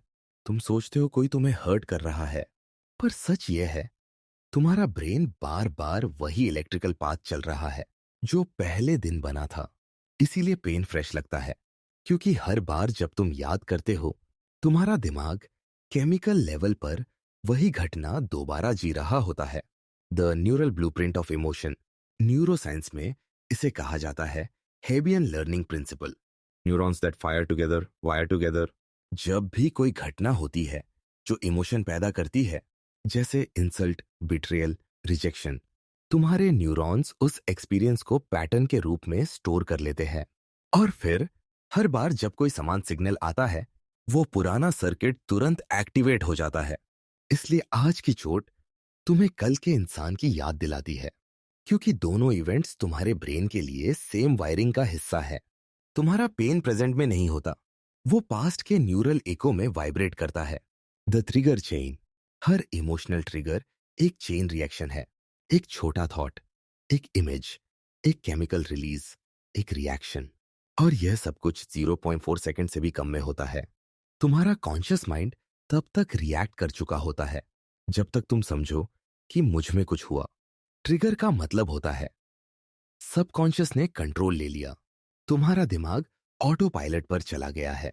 The pain loop experiment. कभी गौर किया है, किसी ने कुछ कहा, तुम्हें अचानक इरिटेशन हुई।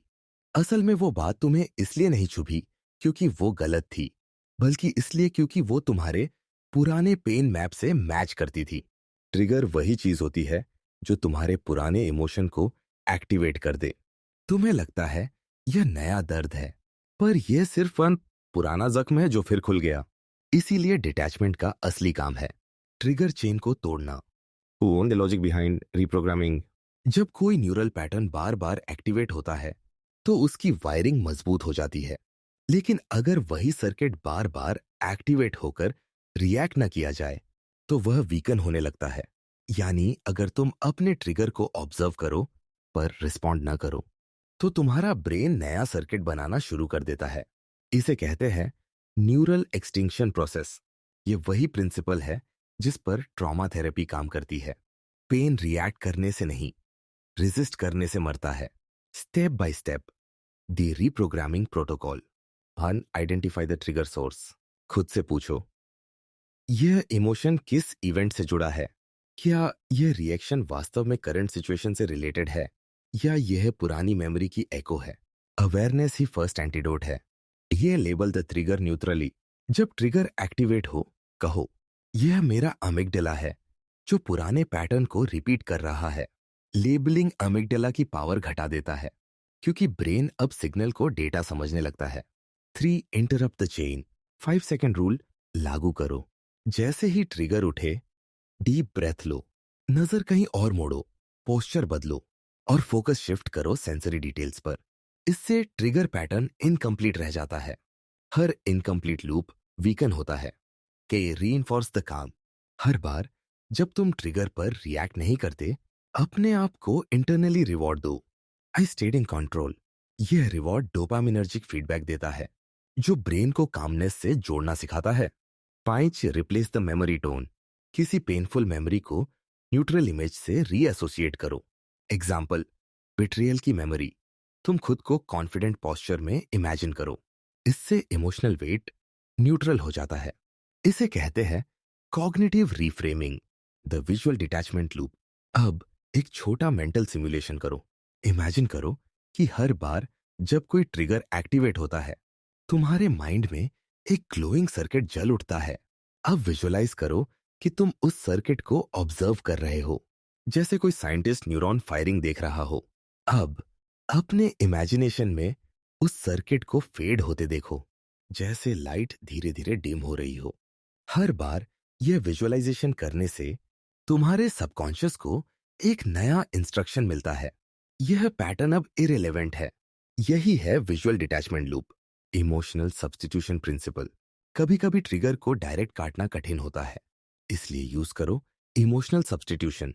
जैसे जब तुम किसी पर गुस्सा महसूस करो, तब खुद से कहो, यह पावर का मोमेंट है। जब तुम रिजेक्शन फील करो, कहो, यह फ्रीडम का इनविटेशन है। तुम इमोशन का अर्थ बदल रहे हो।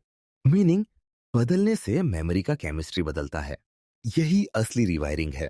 साइंटिफिक इंसाइट यूसीएलए की एक 2021 की स्टडी में यह साबित हुआ कि रिपीटेड नॉन रिएक्टिव एक्सपोजर से ब्रेन के एमिगडाला एक्टिविटी में 40% तक गिरावट आती है। यानी जब तुम ट्रिगर को ऑब्जर्व करते हो बिना उस पर रिएक्ट किए, तो ब्रेन उसे नॉन थ्रेटनिंग सिग्नल के रूप में रजिस्टर कर लेता है। यानी जो चीज कभी तुम्हें जलाती थी, अब तुम्हारे सिस्टम के लिए हार्मलेस बन जाती है। द साइकोलॉजिकल डिटॉक्स ट्रिगर को काटने का मतलब इमोशन को सप्रेस करना नहीं, उसे न्यूट्रलाइज करना है। तुम्हारा माइंड जितना न्यूट्रल होता है, उतनी क्लैरिटी बढ़ती है। पेन वही सरवाइव करता है जिसे मीनिंग दिया जाता है। जब तुम मीनिंग हटा देते हो, पेन एनर्जी में डिसॉल्व हो जाता है। डार्क रिफ्लेक्शन हर बार जब तुम रिएक्ट करते हो, तुम किसी और के हाथ में रिमोट दे देते हो, और हर बार जब तुम ऑब्जर्व करते हो, तुम वो रिमोट वापस ले लेते हो। ट्रिगर कंट्रोल नहीं चाहता, वो अवेयरनेस चाहता है। और जब अवेयरनेस आ जाती है, तो पेन अपना पर्पस खो देता है। एंडिंग मोनोलॉग रीप्रोग्रामिंग का मतलब इमोशंस को किल करना नहीं, उन्हें डिसिप्लिन देना है। इमोशन खुद में बुरा नहीं, वो बस अनकंट्रोल्ड डेटा है। जब तुम उसे लॉजिक से अलाइन कर लेते हो, वो तुम्हारे खिलाफ नहीं, तुम्हारे लिए काम करने लगता है। यही है रूथलेस डिटैचमेंट, जहां तुम अपनी भावनाओं के मालिक बनते हो, उनके गुलाम नहीं। अगले चैप्टर में हम देखेंगे the stoic neural model, how ancient logic and modern brain science converge. अब हम देखेंगे कि कैसे मार्कस ऑरेलियस जैसे स्टोइक फिलोसोफर्स की सोच मॉडर्न कॉग्निटिव थेरेपी और न्यूरोसाइंस से परफेक्टली अलाइन होती है, और कैसे इंटरप्रिटेशन चेंज ही इमोशनल डेथ का असली साइंस है। Chapter 9 the stoic neural model. Her emotion की जड़ में एक इल्यूजन छिपा होता है। मुझे दुख इसलिए है क्योंकि दुनिया वैसी नहीं हुई जैसी मैं चाहता था। यही इल्यूजन मानव सफरिंग का केंद्र है, और यही इल्यूजन स्टोइसिज्म का डेथ सेंटेंस है। मार्कुस ऑरेलियस, सेनेका, एपिक्टेतुस, इन सब ने एक ही सत्य कहा था, तुम्हें जो चोट पहुंचती है वो घटना नहीं, तुम्हारा इंटरप्रिटेशन है। और आज न्यूरोसाइंस यही कहती है, इवेंट इमोशन, इमोशन की इंटरप्रिटेशन, इंटरप्रिटेशन और चॉइस। स्टोइसिज्म दर्शन नहीं, एक न्यूरल एल्गोरिदम है जिसे मॉडर्न साइकोलॉजी अब वैलिडेट कर रही है। The core principle reality versus perception. हर घटना दो स्तर पर होती है, एक बाहरी स्तर ऑब्जेक्टिव इवेंट, और एक आंतरिक स्तर सब्जेक्टिव मीनिंग। उदाहरण, किसी ने तुम्हें इंसल्ट किया, घटना सिर्फ शब्द थे। इमोशन तब बना जब तुम्हारे ब्रेन ने उन शब्दों को अटैक माना। यानी इंसल्ट ने नहीं, तुम्हारे मीनिंग मेकिंग सिस्टम ने तुम्हें चोट दी। ब्रेन का लिम्बिक सिस्टम इंस्टेंट रिएक्शन देता है, पर उसका इंटरप्रिटेशन प्रीफ्रंटल कॉर्टेक्स करता है। जब तुम इंटरप्रिटेशन बदलते हो, तुम इमोशन की जड़ को एडिट कर देते हो। यही स्टोइसिज्म का न्यूरोसाइंस वर्जन है। द स्टोइक न्यूरल इक्वेशन कि event external stimulus, reality neutral होती है। कोई इंसल्ट, कोई बिट्रेयल, कोई loss. B interpretation cognitive filter, mind meaning assign करता है, यह इनजस्टिस है, यह रिजेक्शन है। तृतीय, इमोशन केमिकल रिस्पॉन्स, ब्रेन उस इंटरप्रिटेशन के हिसाब से केमिकल्स रिलीज करता है, cortisol, adrenaline, dopamine. 4, reaction behavioural output, तुम रेस्पॉन्ड करते हो, गुस्सा, रोना, विड्रॉल, रिवेंज। अगर तुम मिडिल लिंक इंटरप्रिटेशन को बदल दो, तो पूरा चेन टूट जाता है। इमोशन मरता नहीं, न्यूट्रलाइज हो जाता है। The stoic brain. न्यूरोसाइंस बताती है कि स्टोइक मेडिटेशन जैसे प्रीमेडिटेशो मलोरुम, यानी हर बुराई को पहले से इमेजिन करना, आमिगदला को डिसेंसिटाइज कर देता है। Harvard centre for mind brain research 2019 के अनुसार जो लोग नेगेटिव विजुअलाइजेशन करते हैं, उनकी स्ट्रेस रिएक्टिविटी 40% कम होती है। यानी स्टोइसिज्म ने जो 2000 से 2000 साल पहले सिखाया, आज न्यूरोसाइंस उसी को इमोशनल इम्यूनिटी कह रही है। Cognitive reappraisal, the stoic weapon. Modern psychology stoic logic को कहती है कॉग्निटिव रीअप्रेजल। ये वही प्रोसेस है जिसमें तुम इवेंट को दोबारा डिफाइन करते हो। एग्जाम्पल, उसने मुझे रिजेक्ट किया, उसने मुझे सिलेक्ट नहीं किया, अब मैं फ्री हूं। मैंने कुछ खो दिया, मैंने इल्यूजन खोया, रियलिटी पाई, सब कुछ खत्म हो गया, कुछ नया शुरू होने वाला है। हर बार जब तुम मीनिंग बदलते हो, तुम्हारा ब्रेन नया केमिकल पाथ बनाता है। डोपामिन रिलीज अब सर्वाइवल से नहीं, अवेयरनेस से होता है। यह इमोशनल रिप्रोग्रामिंग का लॉजिकल फेस है। The stoic detachment practice. Epictetus ने कहा था, तुम्हारे कंट्रोल में सिर्फ दो चीजें हैं, तुम्हारे थॉट्स और तुम्हारे रिएक्शंस, बाकी सब केओस है। स्टोइक प्रैक्टिस का neuroscience version. Being perception audit. जब कुछ बुरा लगे, खुद से पूछो, क्या यह फैक्ट है या इंटरप्रिटेशन? 70% इमोशंस इसी सवाल पर डिसॉल्व हो जाते हैं। डू रीअप्रेजल। उसी घटना को नए एंगल से डिफाइन करो। यह लॉस है, यह लेसन है। ब्रेन अब थ्रेट को लर्निंग सिग्नल मानने लगता है। 3. डीकपलिंग। अब इवेंट और इमोशन को अलग देखो। घटना न्यूट्रल है, इमोशन चॉइस है। यह सेपरेशन डिटैचमेंट की सबसे प्योर अवस्था है। The stoic neural model in action.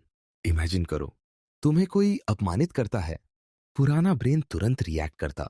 Anger, revenge, pen.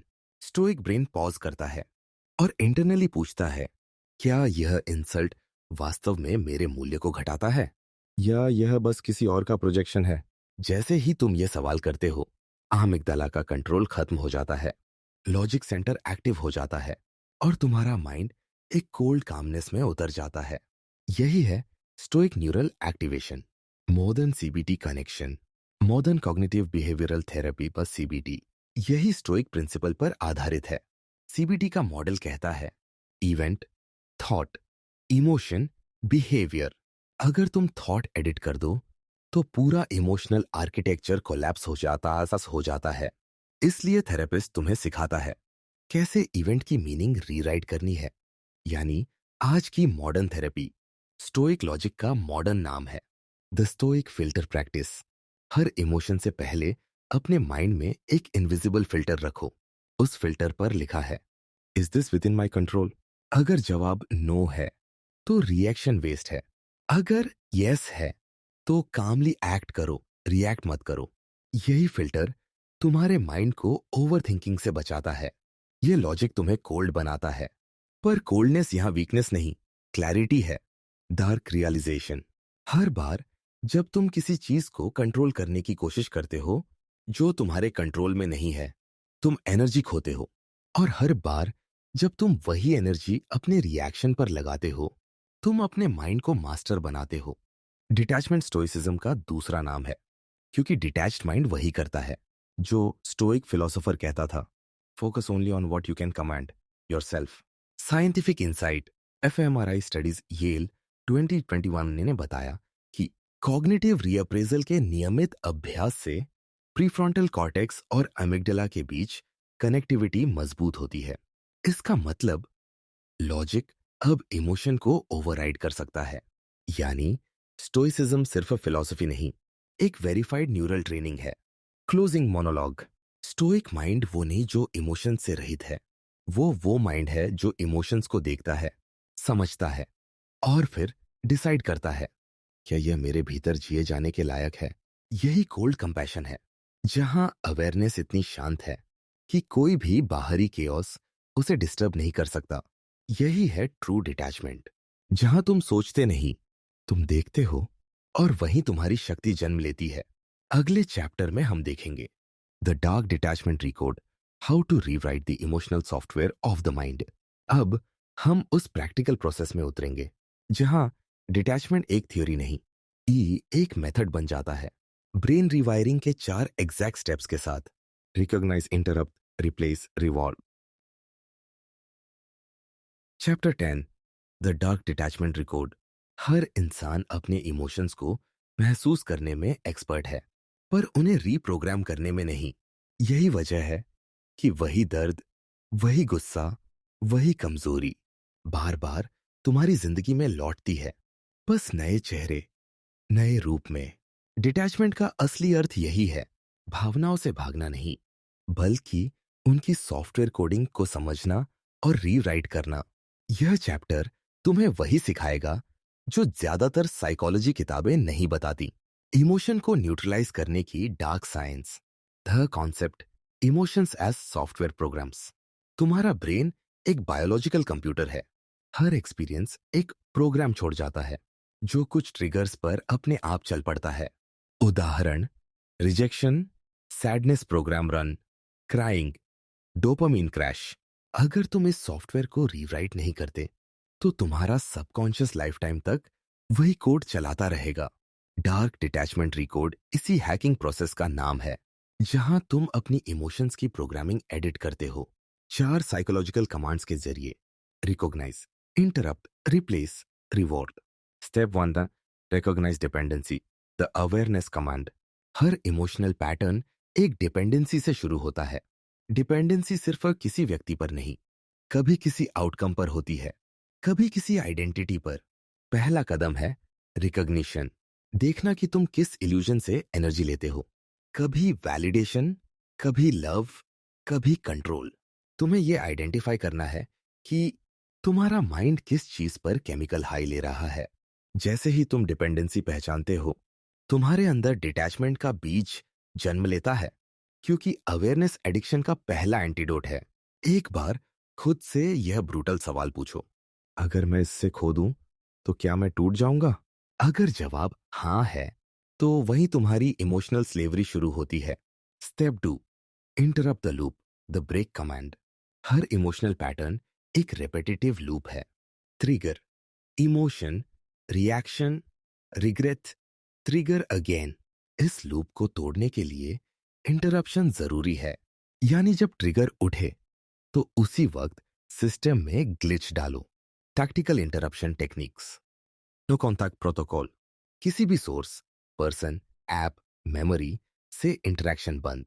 Silence एली सिस्टम क्रैश।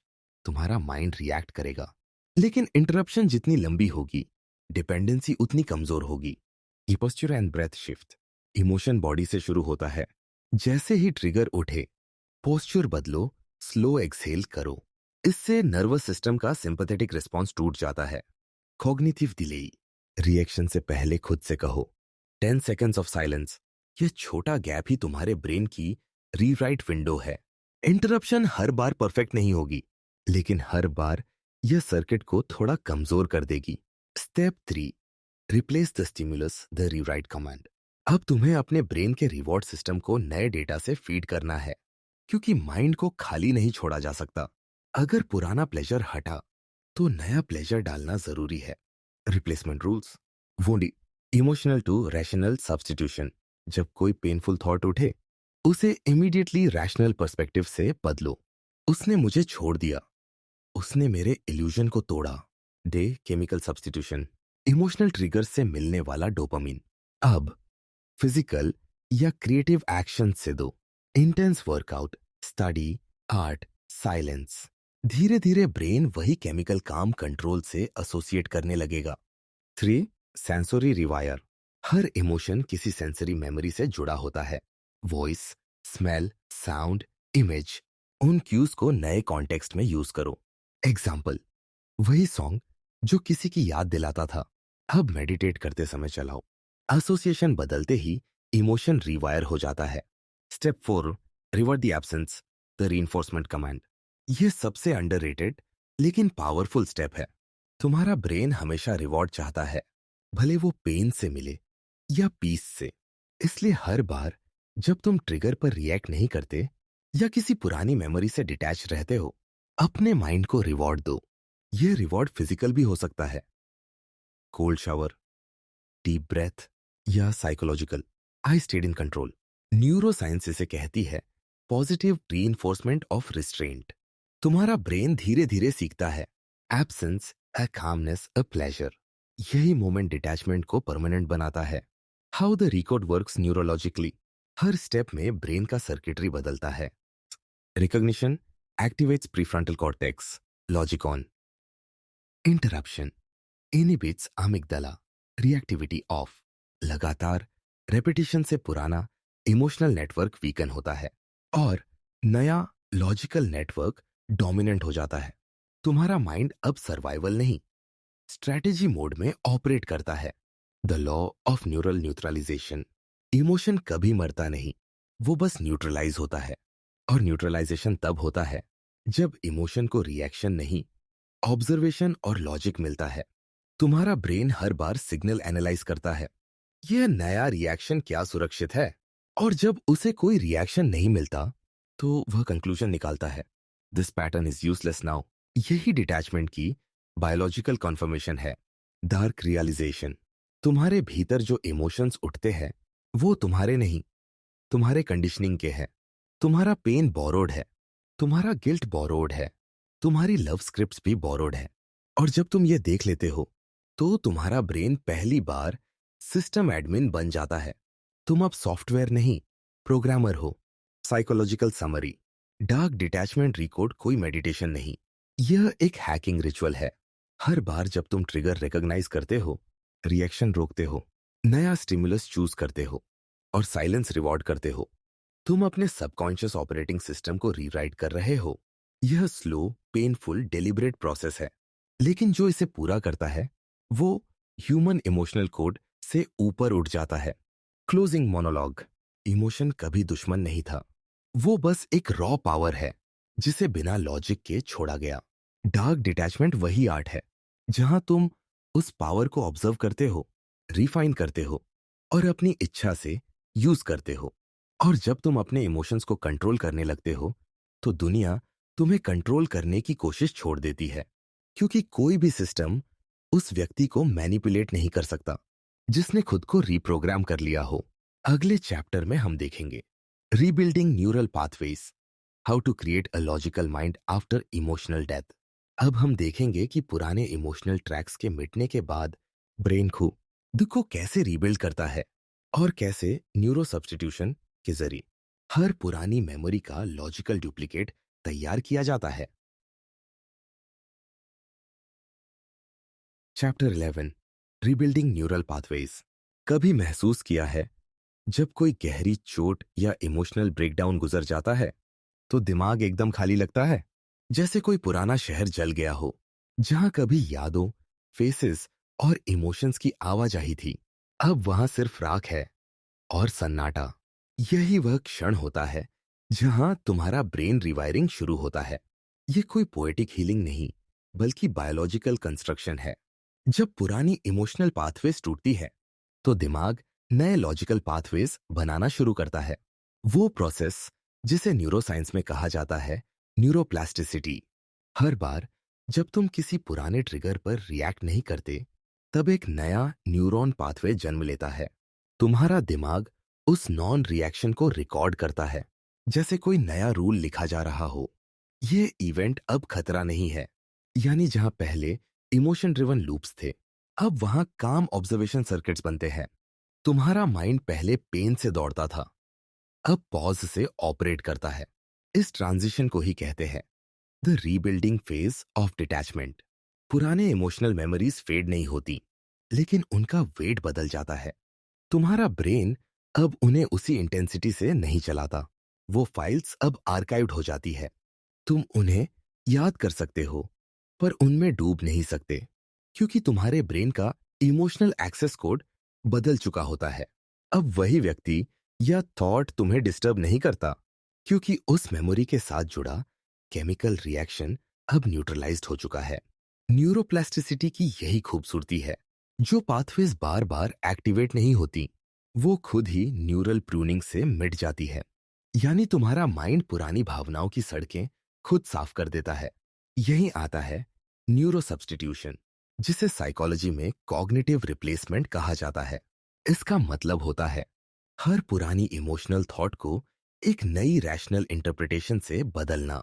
जब भी कोई पुरानी याद उठे, जैसे कोई चेहरा, कोई बिट्रेयल, कोई रिग्रेट, उसे उसी इमोशनल एंगल से मत देखो, उसे एक केस स्टडी की तरह देखो। यह पैटर्न था, यह कॉज था, यह आउटकम था। तुम्हारा ब्रेन धीरे धीरे उस मेमोरी को इमोशन से नहीं, लॉजिक से कनेक्ट करने लगता है। और जब ऐसा होता है तो वो मेमोरी तुम्हारे लिए हार्मलेस बन जाती है। रीबिल्डिंग फेज में सबसे इंटरेस्टिंग चीज ये होती है कि तुम्हारा ब्रेन तुम्हें टेस्ट करता है। वो इंटेंशनली पुराने थॉट सरफेस पर लाता है, जैसे देखना चाहता हो क्या तुम अब भी रिएक्ट करते हो? अगर तुम उस मोमेंट में शांत रहते हो, तो ब्रेन नोट करता है सिस्टम स्टेबल, यानी हर बार जब तुम पुरानी यादों पर काम रहते हो, तुम अपने ही लॉजिकल नेटवर्क को स्ट्रेंथन कर रहे होते हो। यह शांत रहना कमजोरी नहीं, रीवायरिंग का साइन है। डिटैचमेंट के बाद तुम्हारा माइंड एक इमोशनल वेस्टलैंड बन जाता है। शुरुआत में यह खालीपन डरावना लगता है, क्योंकि डेकेड से तुमने खुद को फीलिंग्स से डिफाइन किया होता है। पर धीरे धीरे इसी खालीपन में क्लैरिटी पैदा होती है। यह खालीपन एक ब्लैंक कैनवस है, जहां तुम नया यू डिजाइन करते हो, बिना किसी बोरोड पैटर्न के। यह फेज स्पिरिचुअल नहीं है, मैकेनिकल है। जैसे किसी हार्ड ड्राइव से वायरस डिलीट हुआ हो और सिस्टम अब नए सॉफ्टवेयर इंस्टॉल करने के लिए तैयार हो। इस रीबिल्ड में तुम्हारा सबसे बड़ा वेपन है लॉजिकल सब्स्टिट्यूशन। जब भी कोई इमोशन उठे, तुम उसे लॉजिकल फाइल से रिप्लेस करो। किसी के जाने का दुख, अटैचमेंट वॉज डिपेंडेंस। किसी बिट्रेयल का दर्द, आई इग्नोर्ड द रेड फ्लैग्स। किसी गिल्ट का वजन, I was emotionally manipulated. Her replacement नया सर्किट क्रिएट करता है। यह लॉजिकल रेपिटेशन धीरे धीरे इमोशन की जगह क्लैरिटी भर देता है।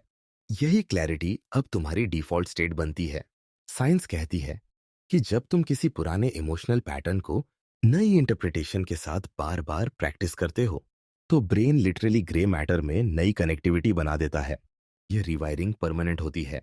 ऑक्सफोर्ड की 2022 की स्टडी के अनुसार जिन लोगों ने 30 दिनों तक कॉग्निटिव रीअप्रेजल टेक्निक अप्लाई की, उनके अमिग्डाला एक्टिविटी में 50% गिरावट और प्रीफ्रंटल एक्टिविटी में 28% वृद्धि पाई गई। यानी उनके दिमाग ने लिटरल लेवल पर भावनाओं की शक्ति कम कर दी थी। रीबिल्डिंग सिर्फ साइकोलॉजिकल नहीं, स्ट्रक्चरल होती है। अब तुम एक ऐसे जोन में प्रवेश करते हो जहां तुम इमोशंस को महसूस कर सकते हो, लेकिन उन पर भरोसा नहीं करते। यह डिटैचमेंट का मैच्योर फॉर्म है, कोल्ड अवेयरनेस। यहां तुम किसी इमोशन को दबाते नहीं, बस उसे गुजरने देते हो। तुम्हारा माइंड अब ओशन बन गया है, जहां लहरें आती हैं, उठती हैं, मिट जाती हैं, पर समुद्र खुद कभी डिस्टर्ब नहीं होता। वो सिर्फ ऑब्जर्व करता है। वही ऑब्जर्वर अब तुम्हारा नया सेल्फ है। इस रीबिल्ड का सबसे आखिरी साइन ये होता है कि तुम्हारा ब्रेन अब रिएक्शन से रिवॉर्ड नहीं पाता, वो साइलेंस से डोपामिन लेने लगता है। यह वही साइलेंस है जो मंक सेंचुरीज से तलाशते आए हैं, पर तुमने उसे लॉजिक से पाया है, फेथ से नहीं। जब तुम्हें पेन या ड्रामा से थ्रिल नहीं मिलता, बल्कि पीस तुम्हारा हाई बन जाती है, वहीं से शुरू होती है न्यूरल मास्टरी। तुम्हारा नया माइंड अब इमोशनल नहीं, स्ट्रैटेजिक है।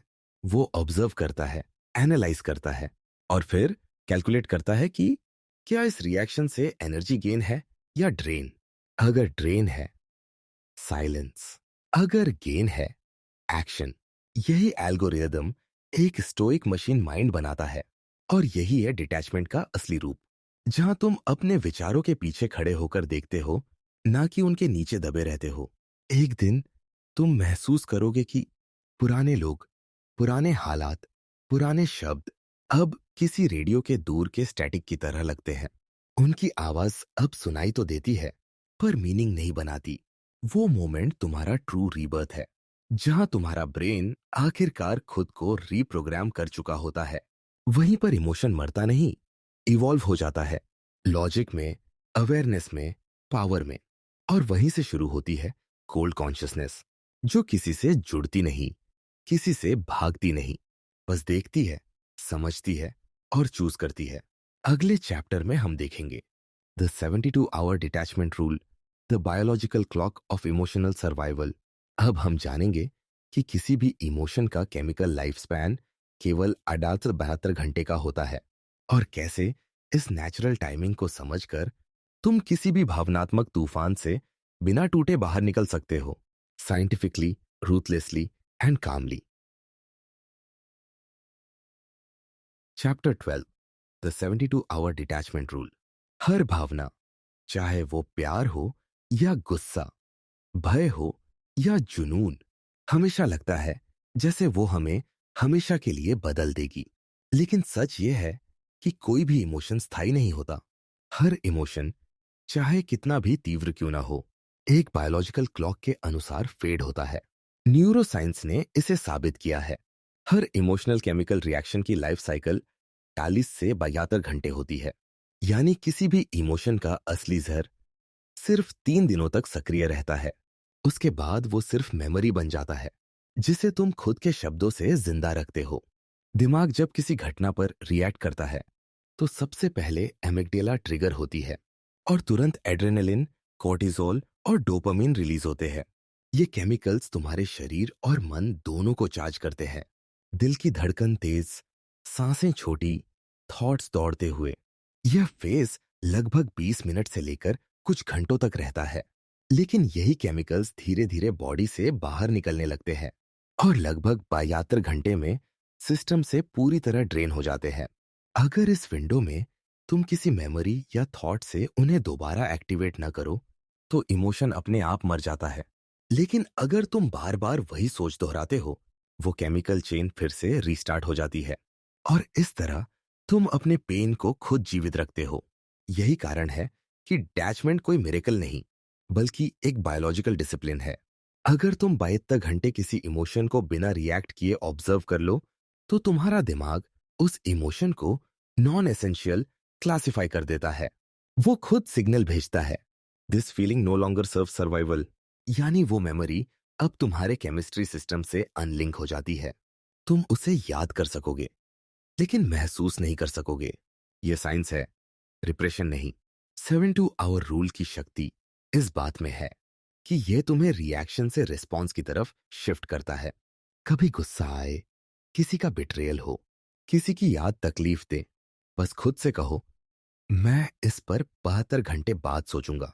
यह एक साइकोलॉजिकल पॉज है जिसमें तुम्हारा बॉडी केमिकल्स से डिटॉक्स करता है। यह 3 दिन तुम्हारे रीप्रोग्रामिंग लैब की तरह होते हैं, जहां तुम्हारा सबकॉन्शियस अपनी सिस्टम फाइल्स रीराइट करता है।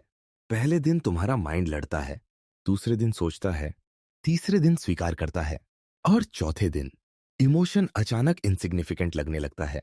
ये रूल सिर्फ पेन के लिए नहीं, डिजायर के लिए भी काम करता है। किसी चीज की तीव्र चाह हो, किसी इंसान की याद, किसी ऑब्सेशन का अर्ज, बस उसे ऑब्जर्व करो और 72 घंटे दो। तुम देखोगे क्रेविंग का इंटेंसिटी हर 24 घंटे में आधी हो जाती है, क्योंकि क्रेविंग भी एक केमिकल पैटर्न है जो केवल रेपिटेशन से जिंदा रहता है। जब रेपिटेशन नहीं मिलता तो ब्रेन उसे सर्वाइवल लिस्ट से हटा देता है। यानी तुमने क्रेविंग को बायोलॉजिकली इरेलीवेंट बना दिया। कई न्यूरोसाइंस एक्सपेरिमेंट्स जैसे यूसीएलए 2020 स्टडी ने यह दिखाया कि इमोशनल अराउजल के 72 घंटे बाद अमिग्डाला की एक्टिविटी शार्पली ड्रॉप हो जाती है। अगर व्यक्ति ने उस इमोशन को रिएक्टिवली फीड न किया हो, मतलब हर इमोशन खुद मरता है अगर तुम उसे खाना देना बंद कर दो। तुम्हें बस केमिकल स्टॉर्म को सरवाइव करना है 3 दिन, बिना इंटरप्रिटेशन, बिना जस्टिफिकेशन। उसके बाद स्टॉर्म खुद खत्म हो जाता है और तुम्हारा स्काई फिर से साफ हो जाता है। इस रूल का प्रयोग सबसे ब्रूटल इमोशंस पर करो। Heartbreak, rejection, guilt, loss. हर बार जब इमोशन उठे, खुद से कहो, यह एक बायोलॉजिकल एपिसोड है और यह 72 घंटे में खत्म हो जाएगा। तुम्हारा दिमाग पैनिक करना बंद कर देगा, क्योंकि उसे सर्वाइवल क्लैरिटी मिल जाएगी। इमोशन अब मॉन्स्टर नहीं लगेगा, बस केमिकल प्रोसेस लगेगा। और जो चीज प्रोसेस बन जाती है, वो अब तुम्हें कंट्रोल नहीं कर सकती। डिटैचमेंट का यह रूल सिखाता है कि कंट्रोल रिएक्शन में नहीं, एंड्योरेंस में है। इमोशन तुम्हें हर बार गिराने की कोशिश करेगा, तुम्हारे भीतर गिल्ट या नॉस्टैल्जिया जगाएगा, पर तुम्हें बस ऑब्जर्व करना है। जैसे कोई साइंटिस्ट लावा फ्लो को देखता है, वो गर्म है, वायलेंट है, पर तुम दूर हो, तुम उसके बीच नहीं, ऊपर खड़े हो। 3 दिन बाद वही लावा ठंडा पत्थर बन जाएगा, बिल्कुल वैसे जैसे तुम्हारा पेन मेमोरी बन जाता है। तुम उसे छू सकते हो, पर वो अब जला नहीं सकता। 72 घंटे का साइलेंस एक साइकोलॉजिकल वेपन है, क्योंकि साइलेंस ही इंटरप्शन है। साइलेंस ही इमोशनल फास्टिंग है, और फास्टिंग हमेशा क्लैरिटी पैदा करता है। 3 दिन की नॉन रिएक्शन तुम्हारे सबकॉन्शियस को रीट्रेन करती है कि इमोशन अब तुम्हारा मास्टर नहीं, सर्वेंट है। तुम ऑब्जर्व करते हो, वो गुजर जाता है। तुम रिएक्ट करते हो, वो रिटर्न आता है। यही फर्क है इमोशनल स्लेवरी और इमोशनल मास्टरी में। अंत में याद रखो, इमोशन समुद्र की लहर की तरह है, जो उठती है, टूटती है और गायब हो जाती है। पर अगर तुम उसे पकड़ने की कोशिश करते हो, तो वही लहर तुम्हें डुबो देती है। 72 आवर रूल वही आर्ट है जहां तुम लहरों को पकड़ना छोड़ देते हो। तुम किनारे खड़े रहकर बस उन्हें गुजरते हुए देखते हो, और उसी क्षण तुम्हें एहसास होता है, तुम लहर नहीं हो, तुम समुद्र हो, अडिग, शांत और असीम। अपने आप मर जाता है। The calm mind experiment, how silence reprograms the subconscious. अब हम प्रवेश करेंगे उस प्रैक्टिकल जोन में जहां डिटैचमेंट कोई कॉन्सेप्ट नहीं, एक डेली प्रैक्टिस बन जाती है। एक 7 दिवसीय प्रयोग जहां तुम्हारा हर रिएक्शन साइलेंस से रिप्लेस होगा, और वही साइलेंस तू महन कोल्ड इंटेलिजेंस में ट्रांसफॉर्म करेगा। Chapter 13, the calm mind experiment. कभी गौर किया है कि जब कोई तुम्हें उकसाता है, तो तुम्हारा पहला इंस्टिंक्ट क्या होता है? बोलना, जवाब देना, सफाई देना, क्योंकि साइलेंस तुम्हारे लिए असहज होता है। पर वही साइलेंस वह जगह है जहां तुम अपने सबकॉन्शियस को रीवायर करते हो। साइलेंस रिएक्शन नहीं, रीप्रोग्रामिंग फील्ड है। यह वह जगह है जहां तुम्हारा दिमाग नया मीनिंग लिखता है। काम माइंड एक्सपेरिमेंट इसी प्रिंसिपल पर आधारित है। हर रिएक्शन के बदले साइलेंस चुनो और देखो तुम्हारा माइंड खुद को कैसे ट्रांसफॉर्म करता है। हर बार जब तुम किसी इंसल्ट, डर या क्रेविंग पर प्रतिक्रिया नहीं देते, तुम्हारा ब्रेन अपने रिवॉर्ड मैप को बदल देता है। पहले तुम्हें डोपामीन रिएक्शन से मिलती थी, अब वो साइलेंस से मिलने लगती है। यानी अब तुम्हारा माइंड खुद को कामनेस से फ्यूल करता है, केओस से नहीं। और यहीं से शुरू होती है इमोशनलेस इंटेलिजेंस, वो अवस्था जहां तुम्हारा माइंड बिना शब्दों के सोचता है, बिना आवाज के जवाब देता है। द काम माइंड एक्सपेरिमेंट एक 7 दिन की मानसिक यात्रा है, एक ऐसा प्रोसेस जो तुम्हारे लॉजिकल रिवायरिंग को एक्सेलरेट करता है। यह मेडिटेशन नहीं है, यह बिहेवियरल न्यूरोसाइंस एक्सरसाइज है। इसका उद्देश्य है तुम्हारे माइंड को जीरो रिएक्शन स्टेट सिखाना, जहां इमोशन उठे पर तुम रिस्पॉन्ड न करो। Day 1, observe the noise. पहले दिन कुछ मत करो, बस ऑब्जर्व करो कि तुम्हारे माइंड में कितनी आवाजें चलती हैं। कितनी बार तुम किसी बात का जवाब अपने मन में रिहर्स करते हो। कितनी बार तुम्हारा माइंड बिना वजह किसी पास्ट मेमोरी या फ्यूचर फैंटेसी में चला जाता है। बस देखो, बिना रोकने के, बिना रोकने की कोशिश किए। पहले दिन का काम है अपने माइंड को मिरर में देखना। साइलेंस यहीं से शुरू होती है, जब तुम अपनी आंतरिक हलचल को पहचान लेते हो। Day 2, the reaction freeze. आज जब कोई तुम्हें इरिटेट करे, कोई इंसल्ट करे, कोई ट्रिगर भेजे, कुछ मत बोलो, बस खुद के अंदर ठहरो। देखो कैसे तुम्हारा हार्ट रेट बढ़ता है, कैसे माइंड तुरंत रिप्लाई की तलाश में भागता है। उसे भागने दो, पर खुद कोई शब्द मत बोलो। तुम्हारा साइलेंस तुम्हारे सबकॉन्शियस को नया कमांड देता है। रिएक्शन ऑप्शनल है, कंपल्सरी नहीं। यही रिवायरिंग की पहली क्लिक होती है। Day 3, the emotional fasting. तीसरे दिन पूरे दिन खुद को एक ऑब्जर्वर मानो। तुम्हारे भीतर जो भी उठे, सैडनेस, गिल्ट, एंगर, उसे बिना इंटरप्रेट किए ऑब्जर्व करो। हर इमोशन को एक पासिंग क्लाउड की तरह देखो। कहना, यह मेरा नहीं, यह एक टेम्परेरी वेव है।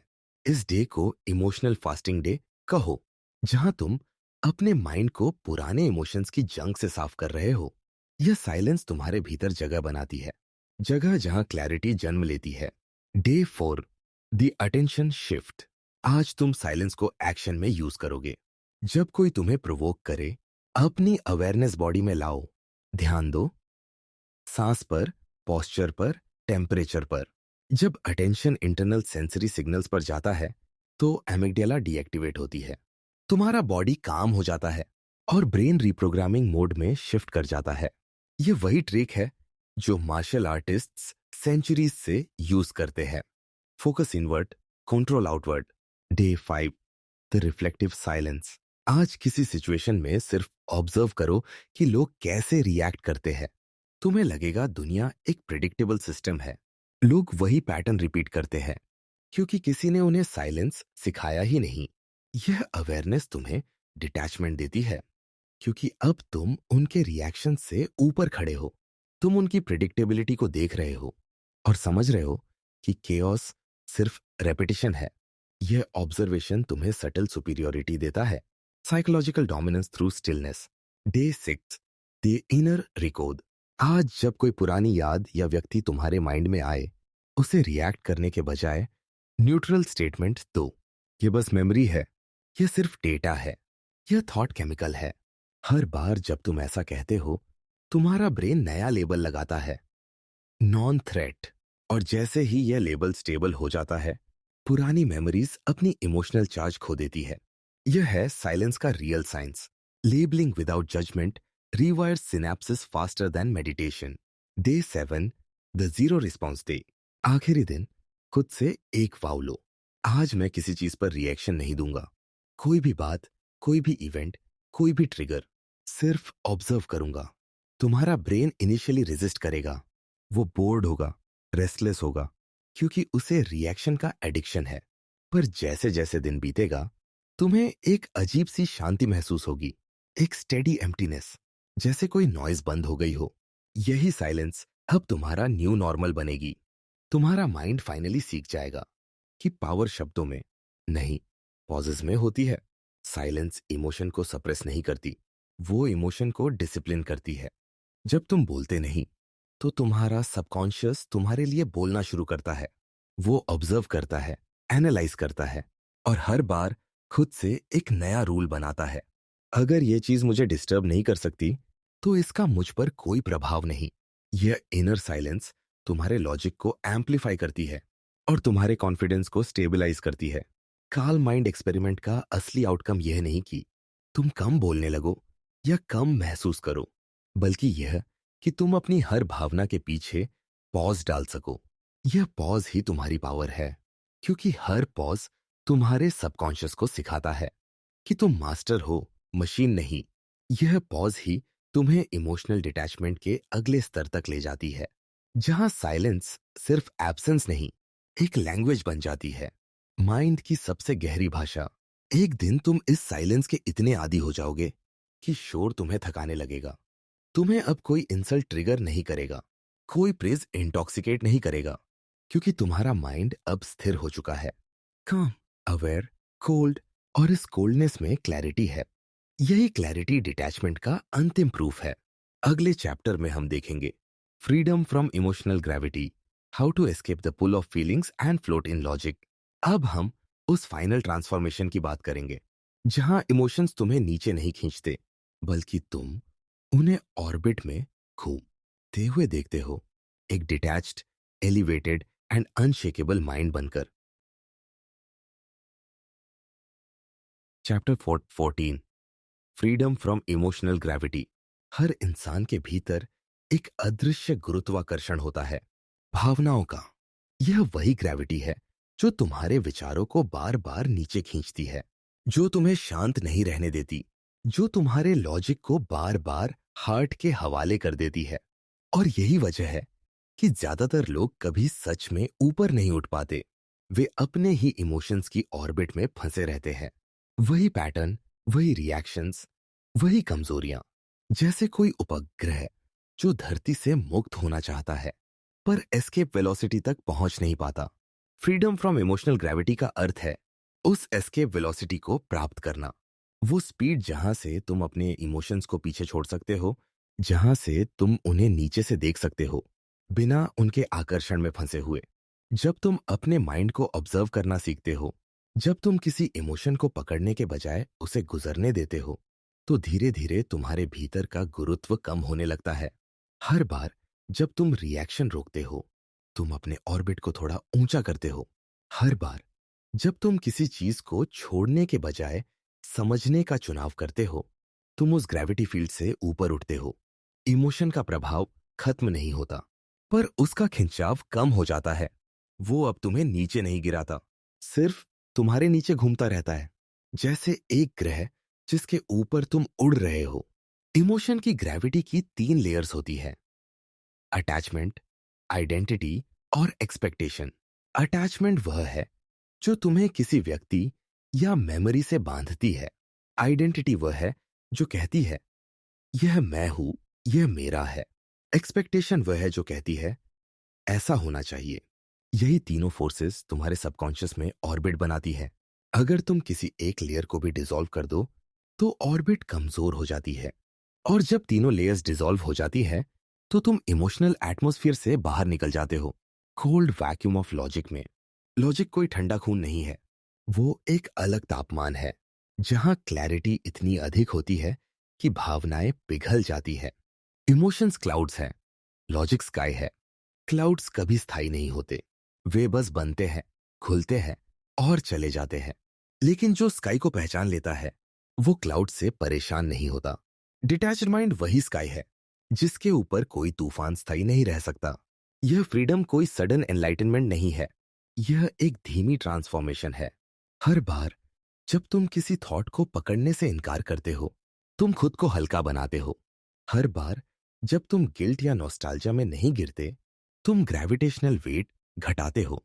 धीरे धीरे तुम्हारा कॉन्शियसनेस डेंस से लाइट होता जाता है और फिर एक दिन तुम अपने इमोशंस को नीचे से देख पाते हो, जैसे कोई एस्ट्रोनॉट अपनी पुरानी दुनिया को ऑर्बिट से देख रहा हो। Beautiful, distant but irrelevant. तुम्हें याद रखना होगा कि इमोशंस बुरे नहीं हैं, वो बस बायोलॉजिकल फोर्सेस हैं जो तुम्हें ग्राउंड करते हैं। पर ग्राउंड रहना हमेशा सुरक्षित नहीं होता। कभी कभी उड़ना जरूरी है ताकि तुम्हें दिखे कि नीचे की धरती कितनी छोटी है। इमोशन का ग्रेविटेशनल पुल तुम्हें फेमिलियर लगता है क्योंकि ये तुम्हें बिलोंगिंग का इल्यूजन देता है। पर फ्रीडम बिलोंगिंग नहीं, सेपरेशन से आती है। और जब तुम खुद को माइंड से अलग देखना शुरू करते हो तो तुम उस एनर्जी बन जाते हो जो किसी ऑर्बिट की मोहताज नहीं रहती। न्यूरो साइंस इसे कहता है कॉग्निटिव डीकपलिंग, जहां ब्रेन का प्रीफ्रंटल कॉर्टेक्स इमोशनल नेटवर्क से डिस्कनेक्ट होने लगता है। ये सेपरेशन टेम्पररी नहीं, परमानेंट होती है। हार्वर्ड न्यूरो साइंस रिसर्च 2021 में पाया गया कि लंबे समय तक माइंडफुलनेस और इमोशनल डिटैचमेंट प्रैक्टिस करने वाले व्यक्तियों में डिफॉल्ट मोड नेटवर्क, जो सेल्फ रेफरेंशियल थिंकिंग के लिए जिम्मेदार है, काफी कम एक्टिव होता है। मतलब उनका माइंड अब सेल्फ इमोशन लूप्स में फंसता नहीं। वे अपने विचारों को विचार मानते हैं, पहचान नहीं। यही कॉग्निटिव डिकपलिंग ही साइकोलॉजिकल लिबरेशन का असली नाम है। इस स्टेज पर साइलेंस अब खालीपन नहीं लगता, यह एनर्जी लगता है। तुम्हें अब इमोशंस को दबाने की जरूरत नहीं क्योंकि वो अब तुम्हें डिस्टर्ब नहीं कर सकते। तुम उनके ऊपर तैर रहे हो, एक काम मेजर्ड कंट्रोल्ड अवेयरनेस में। ये वही मोमेंट है जहां इमोशनल ग्रेविटी अपना पावर खो देती है। तुम्हारा माइंड अब वेटलेस है, एक फ्लोटिंग इंटेलिजेंस जो सब कुछ समझता है पर किसी चीज से बांधा नहीं। हर बार जब कोई व्यक्ति तुम्हें प्रोवोक करे, हर बार जब कोई पुराना मेमोरी तुम्हारे भीतर उठे, खुद से सिर्फ ये कहो ग्रेविटी पुलिंग अगेन। यह रिमाइंडर तुम्हें तुरंत उस ऑर्बिट से ऊपर उठा देगा। इमोशन तुम्हें नीचे खींचने की कोशिश करेगा पर तुम्हारी अवेयरनेस तुम्हारा थ्रस्टर है। हर काम ब्रेथ एक पुश है ऊपर की ओर, जहां नॉइज खत्म होता है और क्लैरिटी शुरू होती है। फ्रीडम फ्रॉम इमोशनल ग्रेविटी का अर्थ है अपनी लाइफ को दो डायमेंशंस में देखना सीखना। एक जहां भावनाएं आती जाती है और एक जहां तुम स्थिर हो, अनमूव्ड, अनशेकन, अनब्रोकन। तुम अब सेंटर बन चुके हो और इमोशंस सिर्फ वो तुम्हारे चारों ओर घूमते प्लैनेट्स हैं। तुम ऑब्जर्वर हो, वो सब्जेक्ट्स हैं। यह हायरार्की एक बार बन गई तो कोई भी तुम्हारा इमोशनल कंट्रोल नहीं छीन सकता। इस अवस्था में तुम एक ठंडे, कैलकुलेटेड काइंड ऑफ पीस महसूस करते हो। वो पीस जो फ्रैजाइल नहीं, वेपनाइज्ड है।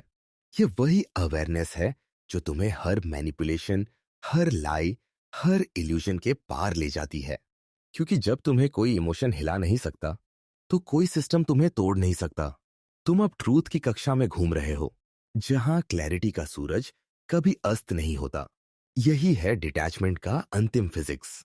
ग्रेविटी वही है, इमोशंस वही है, बस तुमने अपनी वेलोसिटी बढ़ा ली है। अब वे तुम्हें नीचे नहीं गिरा सकते। अब तुम उड़ रहे हो, शांत, स्थिर, कोल्ड। और इस ठंड में एक गहरी वार्मथ है क्योंकि यह वार्मथ तुम्हारी सेल्फ मास्टरी की है। वो मोमेंट जब तुम समझते हो तुम्हारे इमोशंस अब तुम्हारी सर्विस में है, ना कि तुम्हारे शासन में। अगले चैप्टर में हम देखेंगे transcendence the emotionless awareness, the final stage of human control.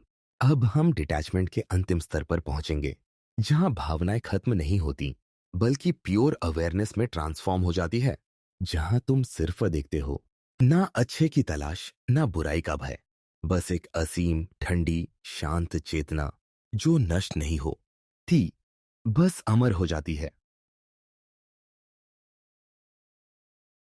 Chapter 15, transcendence, the emotionless awareness. तुम्हारे भीतर जो कुछ था, दर्द, मोह, क्रोध, उम्मीद, प्रेम, डर, सब एक एक करके जल चुके हैं। अब सिर्फ राख बची है, और उस राख के नीचे कुछ अजीब सी शांति है। एक ऐसी शांति जो न तो इंसान जैसी है, न ही मशीन जैसी।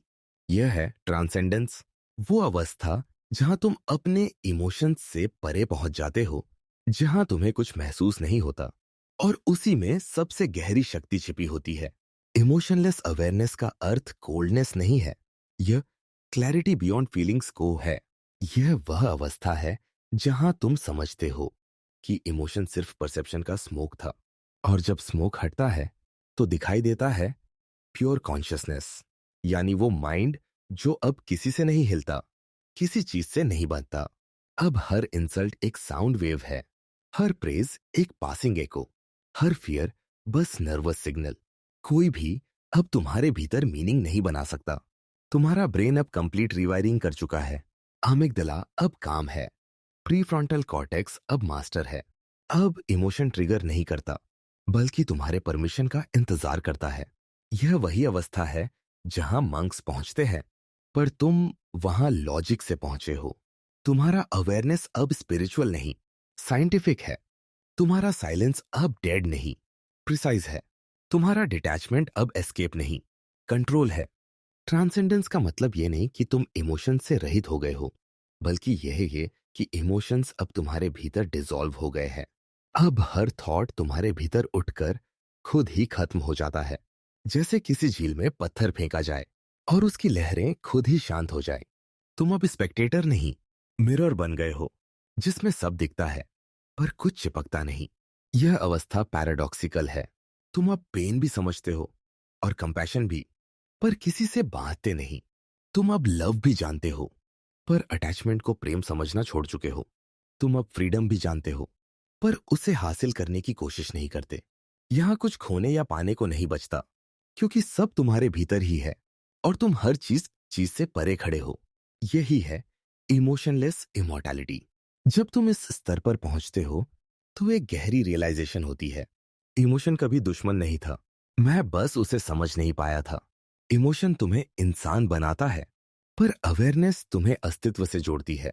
अब तुम्हारा माइंड उसी जगह है जहां साइलेंस शब्द नहीं, साउंड बन जाता है, जहां कोई भी चीज तुम्हारे भीतर रिपल नहीं बना सकती। ये वही इटर्नल स्टिलनेस है जिसकी तलाश हर साधक, हर थिंकर, हर साइंटिस्ट ने की है। अब तुम उस जगह पर खड़े हो जहां ट्रूथ डराता नहीं, रिवील करता है, जहां लॉस दुख नहीं देता, क्लैरिटी देता है, जहां साइलेंस खालीपन नहीं, शक्ति है। और यह शक्ति किसी को हराने की नहीं, बल्कि खुद से मुक्त होने की है। यही है ह्यूमन कंट्रोल का अल्टीमेट फॉर्म, जहां तुम अपने इमोशंस के मालिक हो और तुम्हारे इमोशंस तुम्हारे नौकर। अब तुम ऑर्डिनरी कॉन्शियसनेस से बाहर निकल चुके हो। तुम वह मन बन चुके हो जो देखता है पर इंटरफियर नहीं करता, जो जानता है पर रिएक्ट नहीं करता। यही ट्रांसेंडेंस का सबसे शुद्ध अर्थ है। वह माइंड जो सब कुछ महसूस कर सकता है, फिर भी किसी चीज से बांधता नहीं। यह वो अवस्था है जहां मनुष्य धीरे धीरे मशीन से सुपीरियर बन जाता है। जब तुम्हारा माइंड इस अवस्था तक पहुंच जाता है, तो तुम अब दूसरों को बदलने की कोशिश नहीं करते। तुम बस उन्हें ऑब्जर्व करते हो, जैसे कोई साइंटिस्ट किसी इवॉल्विंग स्पीसीज को देखता है, क्योंकि तुम्हें पता है सच्चा कंट्रोल इन्फ्लुएंस से नहीं, डिस्टेंस से आता है। और यह डिस्टेंस अब तुम्हारी सबसे बड़ी ताकत है। तुम अब किसी से दूर नहीं, बस सबके ऊपर हो। यही इमोशनलेस अवेयरनेस है, एक ऐसी अवस्था जहां तुम काम हो पर जीवित हो, डिटैच्ड हो पर सच में अवेक हो। अब तुम न कोल्ड हो न वार्म, बस क्लियर हो। तुम्हारी क्लैरिटी ही तुम्हारी वेपन है, और जो अपने इमोशंस की जड़ें काट देता है वो अपने माइंड की ग्रेविटी से मुक्त हो जाता है। वह अब गिर नहीं सकता क्योंकि उसने खुद को उड़ना सिखा दिया है। Final monologue. अगर यह यात्रा तुम्हारे भीतर कुछ बदल गई है, अगर तुम्हें महसूस हुआ है कि तुम्हारे अंदर भी वो कोल्ड काम पैदा हो सकता है, तो इसका मतलब है तुम्हारा रिवायरिंग शुरू हो चुका है। डिटैचमेंट कोई डेस्टिनेशन नहीं है, यह एक डेली अवेयरनेस है। हर ब्रेथ, हर साइलेंस, हर पॉज में इसे प्रैक्टिस करते रहो। एक दिन तुम खुद देखोगे, इमोशन तुम्हारे सर्वेंट होंगे और तुम अपने माइंड के emperor. Mentors note to viewers. अगर इस वीडियो ने तुम्हारे भीतर कुछ जगाया है, अगर इसने तुम्हें अपने माइंड की गहराइयों तक झांकने पर मजबूर किया है, तो इसे वहीं तक मत रखो, इसको आगे बढ़ाओ, क्योंकि यही अवेयरनेस दुनिया में सबसे ज्यादा रेयर है। लाइक करो ताकि यह मैसेज एल्गोरिदम नहीं, अवेयरनेस से ट्रैवल करे। कमेंट में लिखो जागृति अगर तुम्हें लगा कि अब तुम अपने इमोशंस के गुलाम नहीं हो।